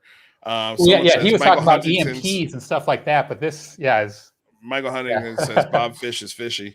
That's Bob Fish, he has a very, if you can look him up, he has a really long, distinguished military record. He's, about as legit as it gets. Well, let me read you guys. And this is why I wanted to get into chapter 22. And man, we could have had him for 2 hours, but at the top of the show, I said, you know what? Well, you're coming back for the big phone home. We'll only keep you for an hour. And he's also doing Singularity Lab in a few months. And so, we don't want to abuse Ross Coulthart. But the chapter 22 is titled Gordon Novel Fact or Fiction. And it starts out with by saying, what are they going to do to me? He said, and what turned out to be one of our last conversations as we discussed his decision to tell me some of what he knew. The distinctive Brooklyn accented voice of a man on the end of my phone in early 2020 was faltering, and he occasionally took a pause to gather the energy to collect his thoughts and answer my questions. But the wait was no bother because I was thrilled by the privilege of speaking to the man who ran research for the world's greatest Navy for nearly 30 years. Kat Kobitz, the former director of science and technology development for the U.S. Navy, rang me one day out of the blue he liked my letter. So I was like, what? We got to talk about this. This is a crazy, crazy thing. But yeah, we just didn't get to it. But when he comes back, we're going to talk about Nat Kobitz, because I think this is, the former director of science and technology development at the U.S. Navy talked to Ross Coulthart. I want to know what's up. I want to know what was in that conversation, because I'm sure it was interesting. But yeah, there's another thing that was in his documentary that we didn't get a chance to bring up, because he has so much awesome information. And that was the West Hall High School incident, where over 200 people had a sighting. He mentioned in his documentary that it was as if it never happened, because it kind of got brushed under the rug and it's not widely well known. I guess I'm wondering, have any of you ever heard of that? The West Hall High School? I have heard. Yes, not the. Yeah. Yeah, it's very similar to the Zimbabwe UFO incident, and that's saucers and like loads of witnesses, well documented. And I can't remember when it occurred. I was looking for the date. I didn't get the date either. I think it was. You don't have the date. None of us are gonna have the date.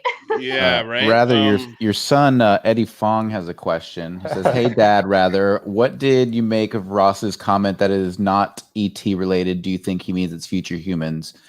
Oh, please call Mom. I thought he said.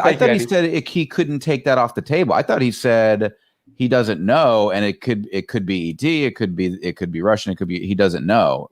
Did I miss something? I think he said that the ET hypothesis is not tenable to him. He doesn't think that that's correct.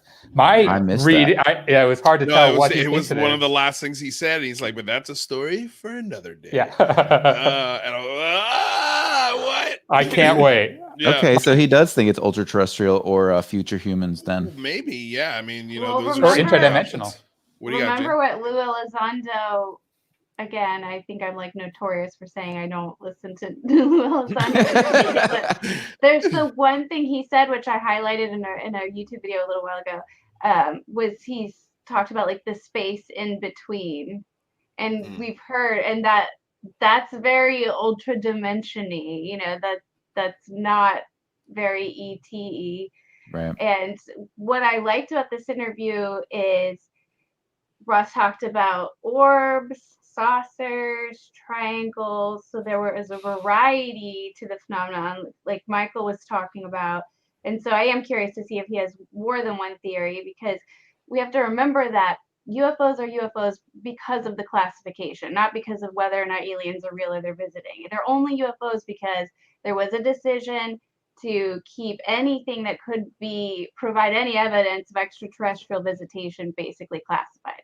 So that means things that might provide evidence about other things that are also mysterious but not alien would end up getting classified and kind of like the spooky treatment, like earthquake lights and orbs are a good example, which I think that's totally different phenomenon than a triangle ship. And it's fascinating too, because you think about the potential consciousness relationship between humanity and these objects, if there is one, and it would be much more tenable to assume that could be possible through interdimensional or ultra-terrestrial communication versus some sort of physical alien that came from another world.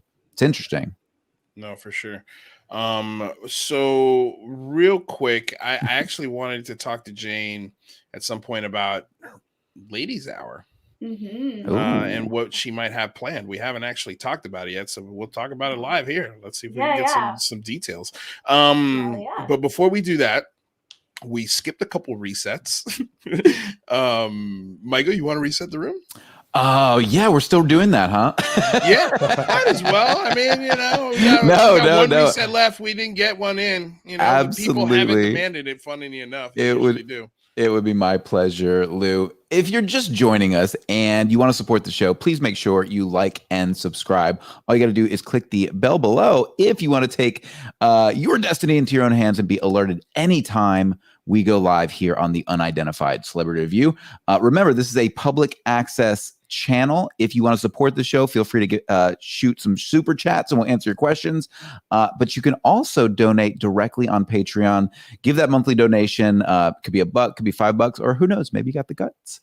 All right, and last but not least, we've got a few things actually, because we've got several shows left this week. Tomorrow we're going to be speaking with David Marceau on the Singularity Lab. If you have not subscribed to the Singularity Lab and you want to be updated, make sure you click the link in the description below and check us out over there. We go live 5 days a week. 3 days here on the Unidentified Celebrity Review, 2 days on the Singularity Lab on Tuesday and Thursday. And we'll be doing, in the second hour, we'll be covering Planet of the Humans. We're going to be reviewing that movie, which you got to make sure. Have you seen it yet, Luis? No, you got to send it to me. Okay, it's on YouTube. Just type in Planet of the Humans. I'll send you the link. We're going to be reviewing that in the second hour. We've got some awesome guests coming to review that as well. We've got Aaron Desario. We've got Daniel Miller. It's going to be a super, super fun show. I have somebody else coming. It'll be too. sexy at the very least. And I forgot who else I asked. Galaxopithecus will be joining us as well. Oh, there you go. That's the first time he'll be on the show. Yeah, no, second. Oh, is it second time? Yeah, it is second time. Second time. Yeah. And also on Friday we got Dave Beatty and we've got Christian Thompson from UAP DB joining the show. We, by the way, just FYI, a couple of new gets for the big phone home. We've established. Let me actually just. Lou, I think you're. We lost your. Hold out your audio mic, there. mic jack. Uh-oh. Oh, you're muted. You just muted yourself we here. lost our host. There I'm you go. fighting you for the mute button. I think you should be good now. Oh, Can you guys hear me? yeah. Yeah, now we can. Okay. Yeah, I'm good. Yeah.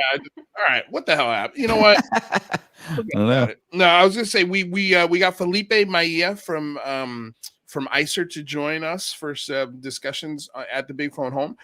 We also got Danny Silva. He's probably gonna be there. He's got some new work training that he's doing, so he's not 100% sure if he's gonna be available.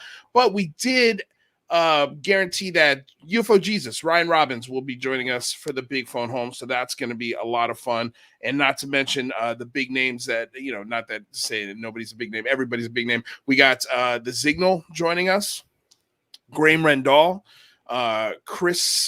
Christopher. Oh my gosh, I'm forgetting names right now. I got to look at something else. Anyway, Christopher Sharp is coming. That's him. Dave Partridge from Shadows of Your Mind magazine. So we're going to have a very good UK representation at the Big Phone Home. We've got our Canadian hour. We've got our ladies hour, which I want to get into with Jane Kyle. So we're going to talk about that in a second. But before we get into that, let's talk about this article that Leslie Kane wrote on the debrief, which I thought was came a out cool this morning, get which is a on the great debrief. article.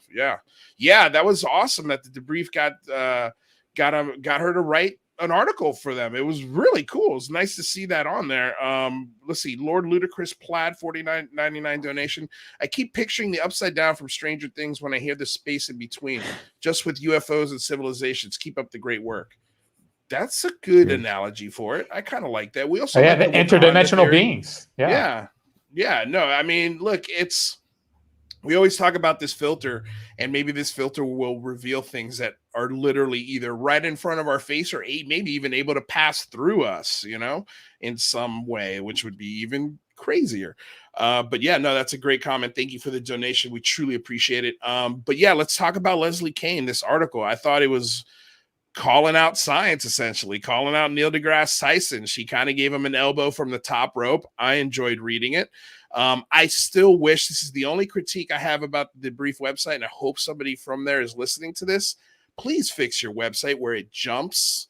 The article jumps because I think all of the ads or something's going on. Are you guys having this issue too? Yeah, I have the same issue. Where I'm reading the article and all of a sudden the line I'm on is at the top of the screen and then it comes back or something and you lose your spot. It's annoying. That's the only, other than that, I love the debrief. That would be my only critique of it. But what did you guys think of the article? Jane, did you get a chance to read it? Mm-hmm. Yeah, I thought it was great. It was a nice refresher too, and just all the crazy stuff that's been happening lately. But yeah, I loved the digs at Neil deGrasse Tyson and Seth Shostak. I remember getting a chance to ask Shostak a question at an Alien Con panel one time, and he didn't really know how to answer, and I was very What was pleased the with question? myself. Here's the thing. I wish that I like had taken a video of it, and I was even Yeah. trying to find an article, and I didn't like recap it like very well. But I think it was something to the extent of, well, you're implying that life on Earth is really extraordinary, is pretty miraculous. If you're just so sure, after all that we know and everything, that there hasn't been, any visitation, or that it could only be found out, through SETI. And he didn't really know how to answer. I think that was the gist of it. But yeah, I love the digs at them, and just, I don't know, it's like a call again, I guess, to let's take this seriously. It's time. Yeah. Yeah. Real quick, Michael, for rather answers, do we have the hotline working? I can make it happen. See if you can make it happen while Rather answers this question. Okay. We might have All some right, folks give the new second. hotline a shot. We We have a new 765 number. I know it rolls right off the tongue. But we're gonna have a hotline. We want to test it out with you guys. So if you want to call, I'm gonna pop up the number. Let's see if we can get Michael to set it up. We'll delay as long as we can. But Rather, what were your thoughts on the Leslie Kane article? Well, yeah, I agree with all you. I think Leslie's right on the money there, and you got to give Leslie a ton of credit for breaking all this story and bringing this to all our attention. I don't think any of us would be here if not for her. And yeah, I'm just thrilled that she's continuing to press the issue. Well, what I love about it is she also gave us just a quick reminder, and I've always got to be reminded of this, because when I think of Leslie Kane, I think she's so new on the scene. She's really not. She's been writing about this for 20 something years, and her book that Ross referenced in the interview, Generals, Pilots, and Government Officials Go on the Record, is the best book I've ever read on the UFO topic, period, full stop. It is phenomenal, and it really lays out a wonderful picture of, this could be something out of our technological capability. Can you guys tell me if you can hear this? Yeah. Welcome to Tales from the Rabbit Hole. I'm your You can host, hear that? Mick West. Yeah, we can hear that. Okay. All right. Then we are good to go. If you want to hit another number, we can. Awesome. I love it that it's a Mick West clip that you played with the audio. yeah, that's great. Oh, and by the way, did you guys see yoga session or something? You thought it was a yoga session by Mick West? By Mick West. Yes. Well, did you guys? I wasn't going to talk about this, but there was a great conversation between Mick West and Avi Loeb the other day. That was what that was. Is that what that was? I watched it last night. It was a great conversation, and I love Mick West, the resting Mick face against a Harvard professor. Like a lot of the time, was there a lot of resting?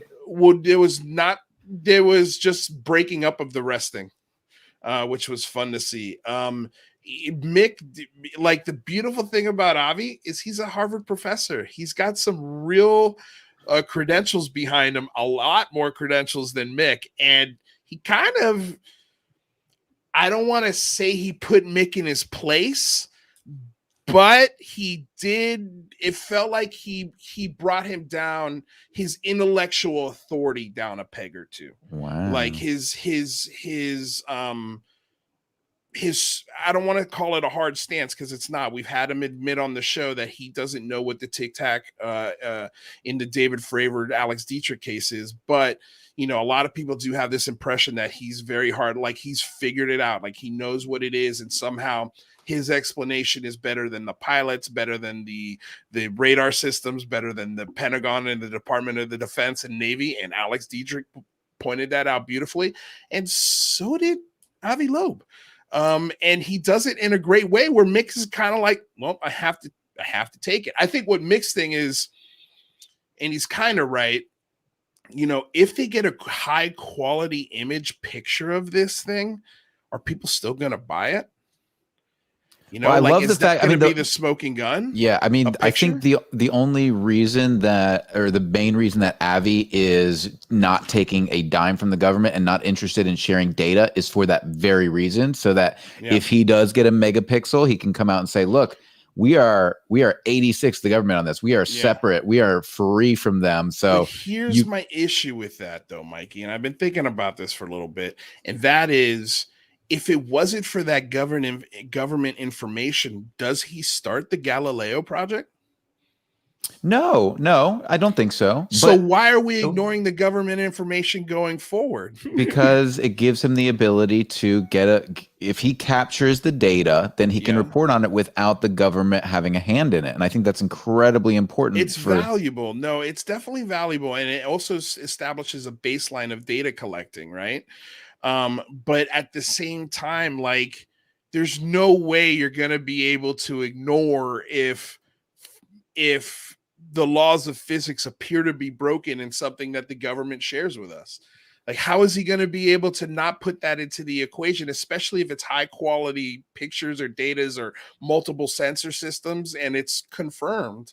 You know, I think my issue is if something like that happened, all of a sudden the Galileo project is not really needed, you know, because here we are, we got the proof. There it is. Like, you know, what do you, right? But people don't trust the government. There? But what if we did find some like definitive proof of some like extraterrestrial spacecraft, right? Wouldn't it be all hands on deck, and wouldn't we have more questions than we've ever had before? Right? Like, I mean, if there's one type of craft, right, and maybe we eventually find out about who or what is like piloting it, right? Well, then, I mean, why would the search for other ETs stop? Like, why wouldn't it just increase? Like, now we're Star Trek, right? Explorers looking for different signs of life everywhere. Can I get a hell yeah? Yeah, I think. Yeah, and I would say, like, for most scientists, these UAP were kind of in the unknown category before 2017, and now they're starting to become the known unknowns. And I think it's going to take a lot more than just a clear photo to know everything about these. I think we're going to be continuing to study them. I found it really interesting. Campbell Moriaya, who talks a lot about the Hesdin lights, you know, he linked some scientific papers about scientists, some of the scientists from the Galileo project, studying these lights out in Hesdin, and they're getting data, they're reproducing stuff, they're learning more, but I think it's going to take a long time to actually figure out what's going on. Completely agree. I think this is just a tip of the iceberg, and, you know, getting some sort of clear imagery or clear data out of somebody like Avi Loeb at least allows us to present that to the, you know, to anyone outside of the military, and potentially get a lot more believers than if it was coming directly from the military. And then at that point, we're just scratching the surface. We've just barely, you know, we're barely cracking through the iceberg. And this is that's where it gets really fun, in my opinion. This is where it becomes actually, you know, interesting, because we're not all just arguing about unknown or known unknowns. We're arguing about, we know something, let's keep digging. I think it's fun. I think it's fascinating. That's a great comment by Anna Arena. I trust that Avi's intent, just questioning the true free to release part, even if not contracted with the government. Has this ever happened? Like, no science, you can't reveal this or that. I think that probably does happen. At least, well, you know, NASA is a government agency, but I know that, you know, if you're looking up and you see spy satellites or something like that, you probably are going to get visited by a government agency who's going to tell you, don't publish that. Isn't that protocol as well? I want to say even like SETI, or like if there is ever evidence of ET life, isn't it actually protocol where you go through like the chain of commands? I believe that I mean, don't quote me on it, but I believe that you don't just share what you found with everybody. Ooh, y'all, Christina Gomez has Avi Friday at 11 a.m. live. Make sure, if you haven't subscribed to her channel, get over there and do it. And I think what you're saying sounds right. But I remember Bill Nelson recently said that if he finds aliens, he's just going to tell his scientists to go contact them, right? So who knows what will happen if we finally make contact. We got to try and get Bill Nelson. God, I forgot. Man, you guys... I think everybody at the beginning of the show has been commenting on how tired I've been going since 7 a.m. to 11 o'clock at night, trying to get guests and trying to organize the big phone home and book guests for the regular show. Like, I would kill to get Bill Nelson. So if you who would you kill though? You actually, never mind. Don't answer that. If you want to give us a call here at the UCR hotline, the number is 765.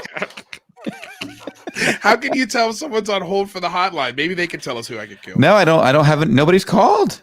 I'm waiting. Guys, give us a call if you have I'm any waiting. questions about the big phone home.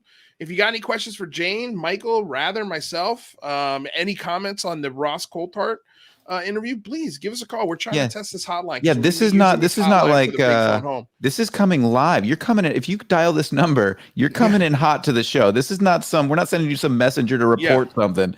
Which, by the way, what happens if two people call, Michael? Is there a hold system? Yeah, it's called call waiting. Yeah, but I'm saying, like, does it actually have call waiting, or is it like a business? I mean, it's literally a Google number that redirects to my cell phone. So I'm sure we can get more sophisticated as we approach the big phone home. But at this moment, I can put a call on hold. I can put one call on hold. The hotline is here, you guys, because again, we're going to be trying to open up the last hour of every single big phone home to you guys, so you guys can be part of it. You guys can give us your thoughts. You can share your activism efforts of the day, and yeah, just try and include as many voices and people as we possibly can. I don't want to leave anybody out of the conversation. $5 donation from G West. Thank you guys so much, by the way, for the super chats today. They've been absolutely amazing. Question for anyone who might know: if NASA comes out with their own UAP report, does the public get to see that, or can it be classified? I think it depends, right? If there's a classified satellite in the same picture of the UAP, we're not getting it, I think. But what are you going to say, Rather? Well, I mean, I think that certainly it could be classified. I think that, that's definitely a possibility. With Bill Nelson in there and what he's been saying, I think that he's going to give us as much as he can. I have faith in him. Yeah. NASA wasn't a part of the government UAP report.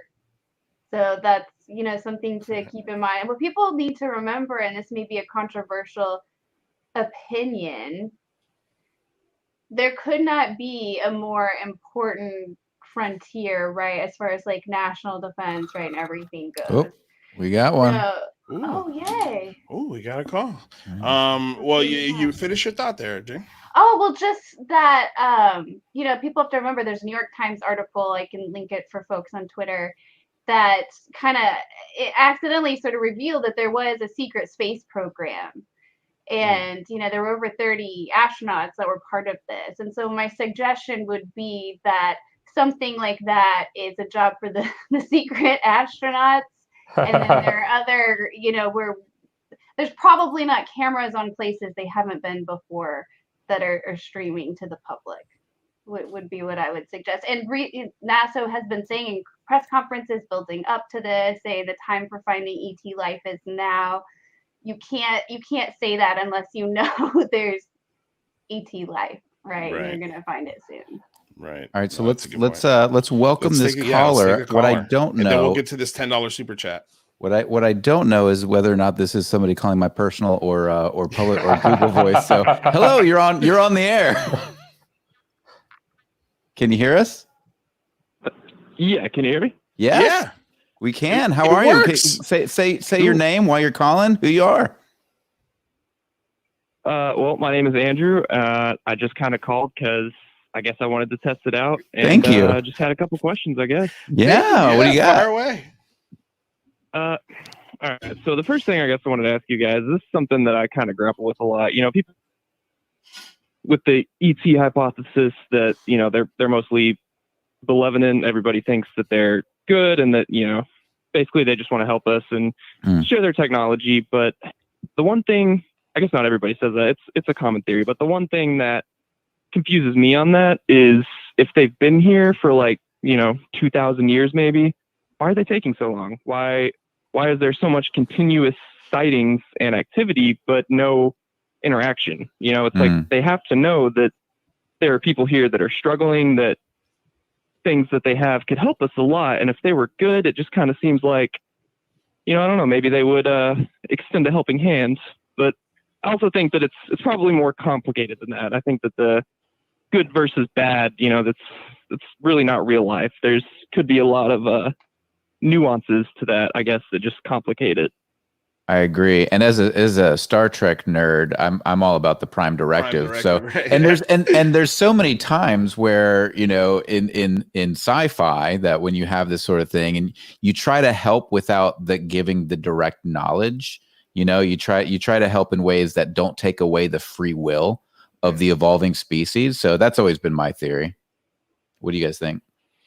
Okay. I mean, I think it's not bad. It makes sense, right? Like, we don't want to appear as gods or mess with the timeline. But I mean, if they have any emotion, I feel like it's impossible to follow, right? That directive.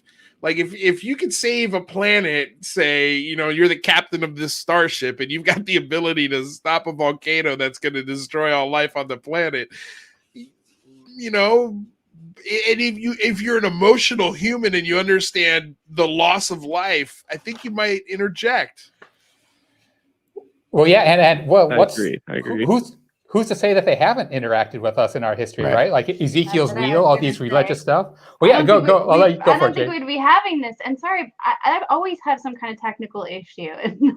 That's okay, Jay. Like now, apparently, it's like mic issues. So we'll figure it out eventually. We'll figure it out What did I before do? Big Phone Home. Yeah. especially. Well, I think it's the mic. I think we're picking up your audio from either your headphones Yeah, Oh, me? I thought we or no, not fixed you, it. Jane. Oh. Yeah. But thought do we you fixed see that. the camera / mic button? Is it selected on the right mic? Yeah,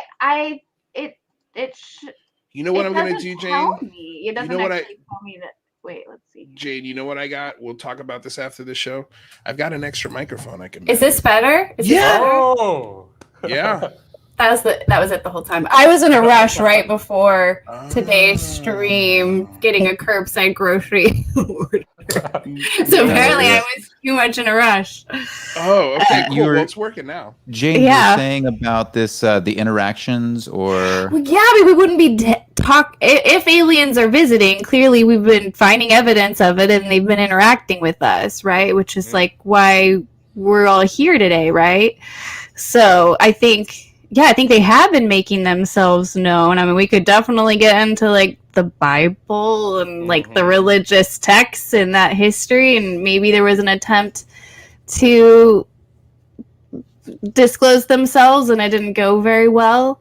Well, we were talking earlier too about when Ross was talking about the history in Australia. There's also, you go all the way back to the Upanishads in India in ancient Sanskrit or I believe Sanskrit, but they were talking about these wars in the sky between these alien species. And what were the name of those Vimanas? I think, right? I can't remember. The Vimanas and the Indian texts. Yeah. But I mean, I get the hardest thing, right, is to know the difference when you're looking back at the historical record. The most difficult thing to try to extrapolate from what their writings are is the mythologies, right? And people write stories today. Would an alien species think all of the stories we wrote down were literal recordings of history? Of course not. So, why should we think that? And so I find myself always on the, kind of on the fence there about what those stories represent. What do you got, rather? Well, I was just going to say, Zofa, one of our chat supporters, he has an amazing YouTube channel where he goes through a lot of these historical sightings and has cool little recreation videos. And we got to get Zofa on the show. They're cool. We should get Zofa on the show. He's I got to great. check out his channel. I haven't had time. But Kooky Nick with a $10 Kiwi donation says, "Hey guys, just showing some love. Sorry I have to work New Zealand time. We'll catch up on the live show later. Got to get the money in before the poll results. Winky face, Artemis." Love Artemis. And then caller, would you remind us what your name is? I'm so sorry. Andrew. Andrew. Have you been a long-time listener, or are you new to the show? How'd you find us?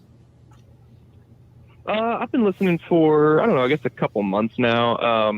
Awesome. Honestly, I just kind of stumbled onto you guys through Twitter, I believe. I had just kind of started following some of the big names in UFO Twitter probably 3 or 4 months ago, and just stumbled onto you guys' channel. And since then, I mean, y'all have been my favorite voice in this topic for sure. Well, we appreciate that, Andrew. It's amazing to have you. Thank you for calling in, and hopefully when we do the big phone home, you'll call us back and show some support then.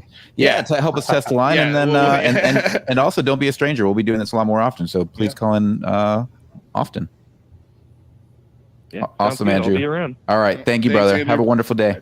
Real quick, Bye-bye. Christina Gomez with a $5 donation. I will be out of town working for the 3 days of the Big Faux Home. So sad.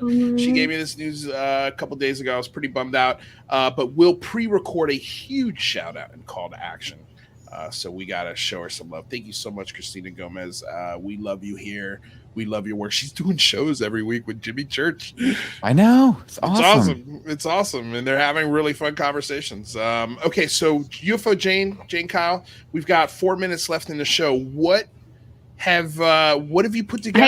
I can't say anything. I can't say anything right now yet of who, but we have the UFO ladies hour or 2 hours. I think we're gonna do an hour because we have to make room for. There's a lot of guests. Okay. So, Lou and I were like stressing today, going through the schedule. Today, going through the schedule, we're like, oh no, because I told the ladies it's gonna be 2 hours, and then I said, plan for an hour and a half, and now I'm like, it's gotta be an hour. Yeah, Artemis the number is toll free across the U.S. By the way, North America. I don't know. I don't know. Okay, well, we'll figure that out. Oh, we got another one. We'll Google that at the end. Oh wait, this one's coming from Winter Park, Florida. So I'm downting this is somebody. I got to figure this out, you guys, because I don't know. See, this is why I wanted to test it. This is why I wanted how hilarious would it be if we got a marketing call of yours? I bet that was a marketing call. I have a strong feeling that was a marketing call. That's funny. Oh man, I had fun blocking one of those today. I forgot you can do that. Dude, I Googled that felt looking so for powerful. health insurance, and I've gotten 78,000 phone calls a day for people trying to sell me health insurance. Anyway, okay, so what are you thinking, Jane? Yeah, so I'm going back and forth, but it's gonna be awesome. So I've had probably, and no offense, guys and people, but I've probably had the most fun chatting with fellow women about UFOs on my channel a few times now, and so hoping to bring back some of those ladies from the past and then some new ones for the Big Phone Home. So I'm bummed that Christina is out of town, though. I was definitely hoping that she'd be able to participate, but she'll be with us in spirit because she's definitely a big part of the women and ufology. If Christina's still listening, Christina, do us a favor. Make sure whatever thing you pre-record, maybe it's an intro or outro for the ladies' hour. That would be sick. That would be awesome. Outro. That would be really great. We could play it during the show. Well, I'm excited for ladies' hour. I mean, just to be clear, Michael and I are not going to be there. This is going to be nothing but ladies for the full hour of the Big Phone Home on the first day. Because we want to make sure that you're represented properly. And then, of course, we'll be sprinkling Jane throughout the 3 days with us. And we're still going to figure that out how. But we want to make sure that, again, the ladies have a voice in these 3 days. Thank you guys. Yeah, thank you guys for facilitating the hour. It'll be a lot of fun. Yeah, no problem. Were you going to say something? Oh yeah, no, I hope that all the awesome women aren't just relegated to 1 hour and we see them throughout the 3 days as well. We haven't segregated the women. We've segregated the women and they're not allowed anywhere else for the next 3 days.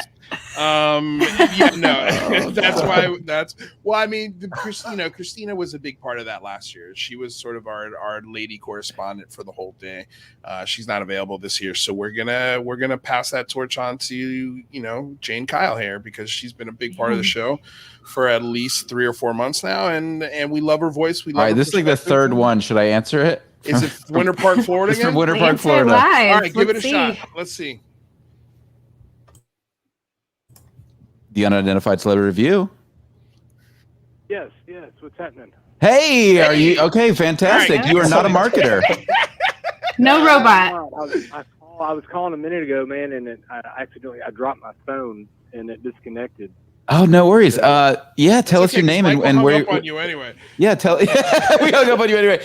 Tell us your name, where you're from, and what you're calling about. Oh yeah, man. It's Lord Ludicrous Plaid in the house.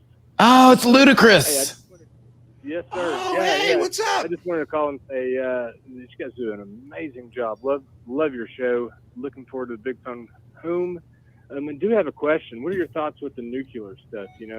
I was doing some research. Our last nuclear underground test was in 1992. So I mean, we've been exploding them all the way up to 92. So just curious what your thoughts are about that. Like if they stopped nuclear missiles going up only to space, or or the Greer thing of it tearing a hole through dimensions. Right. Well, we are. I think we were arguing about this a couple of days ago, either on the Singularity Lab or UCR, because my point was, why would, if we have black holes in space and if we have supernovas, why would aliens worry about a little nuclear bomb on the planet Earth? And then these guys had an interesting rebuttal to that, which was if you, Luis, or rather, well, I mean, again, like, if we're setting off nuclear weapons in space, how do we know that the ripple of that isn't destroying another piece of some other existence? Or, like we always use the example of an anthill all of a sudden has nuclear capabilities and the ants can build a nuclear bomb. Maybe that doesn't take out the whole world around it, but maybe it takes out a coffee shop. And now all of a sudden we got to pay attention to the ants, So I think it's sort of in the same realm as that, where it's, Michael was thinking, well, man, there's supernovas out there. There's black holes. There's so many other things that give off radiation and signatures. Like, why would this be one that anything picks up on? And I argument, well, maybe they're neighbors.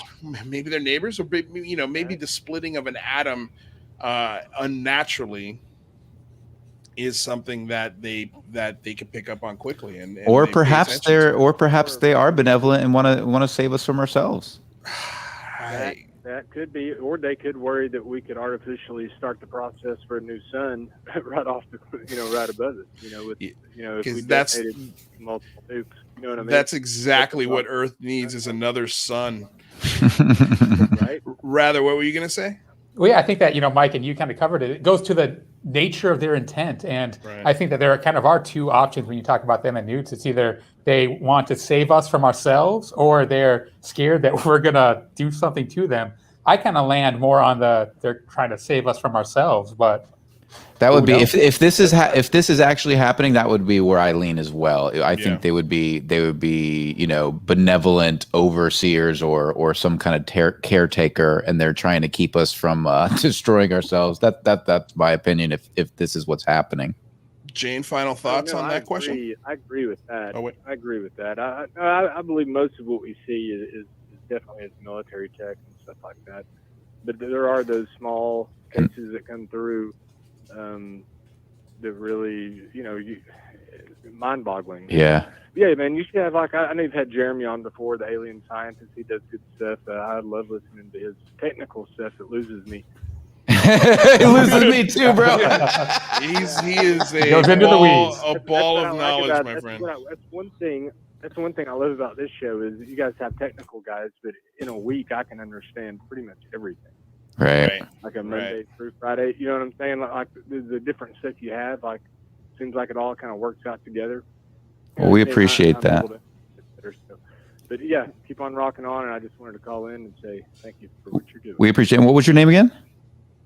Oh man, we're Chris, but I go by Lord Ludacris Platt. I love Lord Ludacris. You've been an incredible support to the show, and we really appreciate you you supporting us, brother. We also got to learn how to start writing down names, so when people call. I ordered a shirt, and hopefully it'll be showing up here in the next day or so. All right, excellent. If you could do us a favor and snap a picture with it, share it with us, so we can start. Yeah, look at Rather. Oh, Rather's got his shirt. Listen out there. Oh, beautiful shirts. Beautiful shirts. I will. I'll definitely. It's upside down, Rather.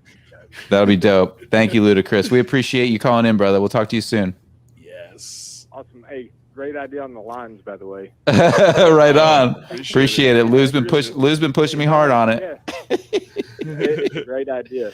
Perfect. Y'all have a great night. All right, man. You too. Thank you. Well, later. Damn, you guys. All right, we gotta close the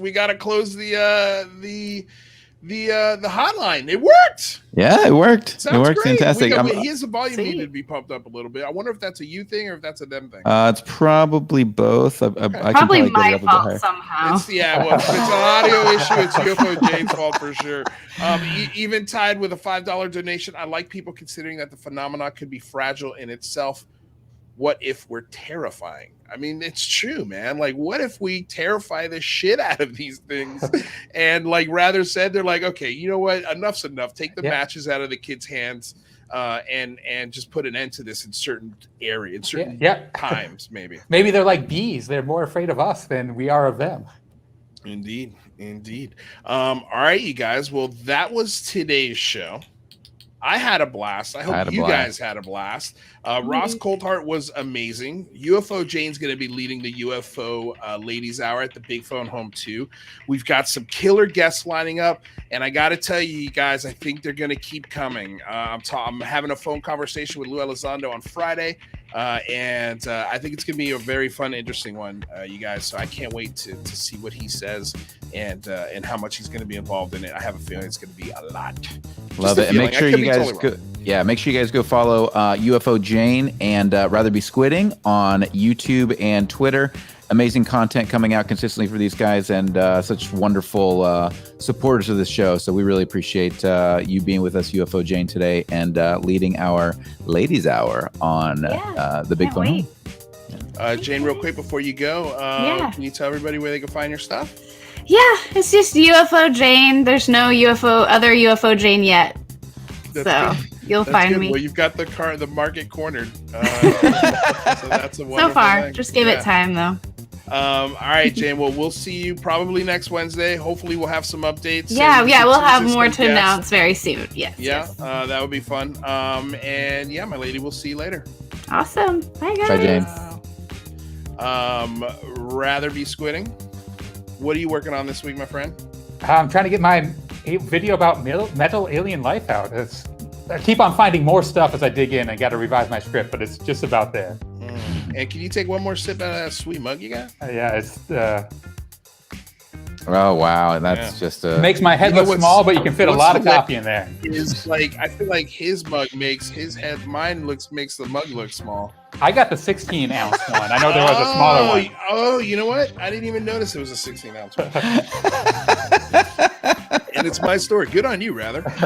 Oh my God. All right, buddy. We'll see you later, Rather. Friday. See you then. Thank you all so much for joining us today. If you haven't already, make sure you like, subscribe, share the channel. If you want to be here for the Big Phone Home, make sure that you click that bell so you get notified the second we go live. We'll be live the 4th, 5th, and 6th. And it's going to be pretty amazing.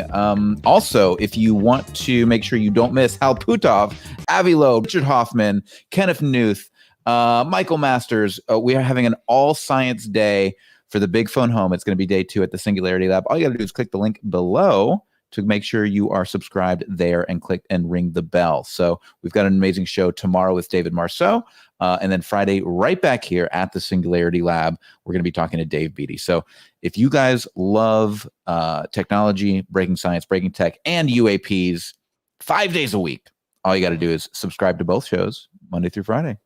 And you guys, we've updated the website just so you know. The logo has got a nice 2 there in the telephone, and also the logo at the top left corner, which is really cool. We've got the new streams for Michael. Did you make the stream for day 2 yet? No, I haven't yet. I'm going to be making that over the next day or 2. Okay, sweet. We'll put that in there. So we'll have day 1, 2, and 3 streams here. We got 23 days left till the Big Phone Home. It just so you guys know, a couple of changes we've made to the website. On the step 1 section, we've got, you could call your United States Congress, or you can get the information for your senator. So you've got both options there now. And also in the make a phone call section, we've put bullet points.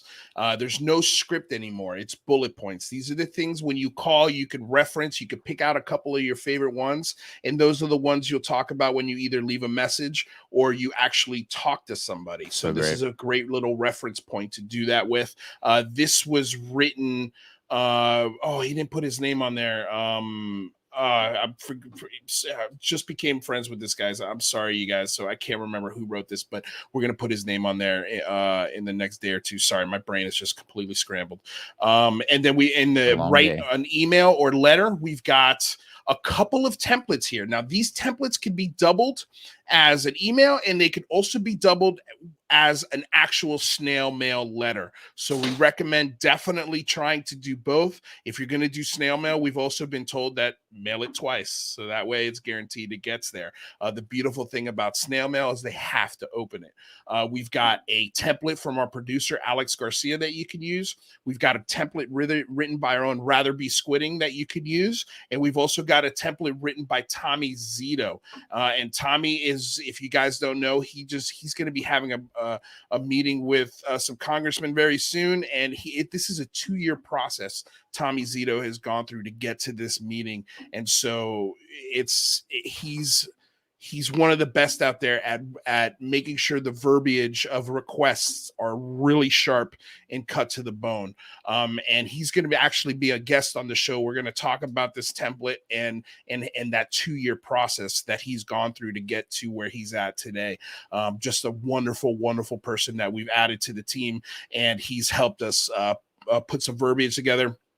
And then we've got our Twitter template here. It's only one template right now. We're going to be giving you guys more. Basically, all you have to do is at your Congress or senator in front of this, and it tells them exactly what you want and what the big phone home is. So there's going to be multiple ways for you guys to get in touch with people. We're also going to be adding a petition section. So if you don't have the time, if it's something that you want to do quick because you're busy, you got soccer, you've got, baseball practice, you've got work, I totally understand. We're going to do a sign this petition section. So it just sends a blank petition to every single congressman and senator, and it requests the exact same thing. We're going to give you as many tools in this tool belt, you guys, as we possibly can. So like I said, just keep an eye on this. We're going to be getting our speakers section updated in the next week. So we'll have all of the different speakers, all of the different people joining us, and it's going to be a lot of fun. So you guys don't miss out. Make sure you check it out. We can't do it without you.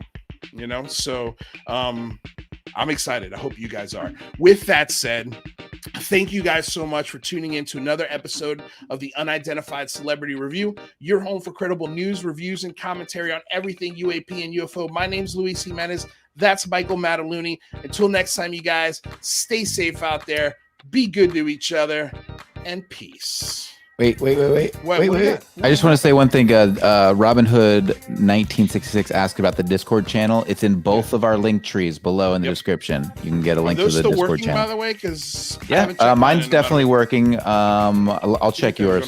Yeah, I'll check yours. All right, later, guys. Be good. Peace. I thought you were going to check it on the show right now, but that's okay. We'll just do it. I'm going to tell you all right now, all of these wonderful people would not be here without Patreon supporters like you. If you enjoy credible news, reviews, and commentary on UFOs and UAPs 5 days a week, you want to support this show. What's your name? Marty, look how easy this is, Marty. Pick up your phone. Boom, you're a Patreon member. I mean, look, it's so easy. You just click the link, which is right here. Just for $1 a month, you can support this show. Just fill out the information and pledge what's comfortable for you. It could be $1, $5, $10, or who knows. Just support.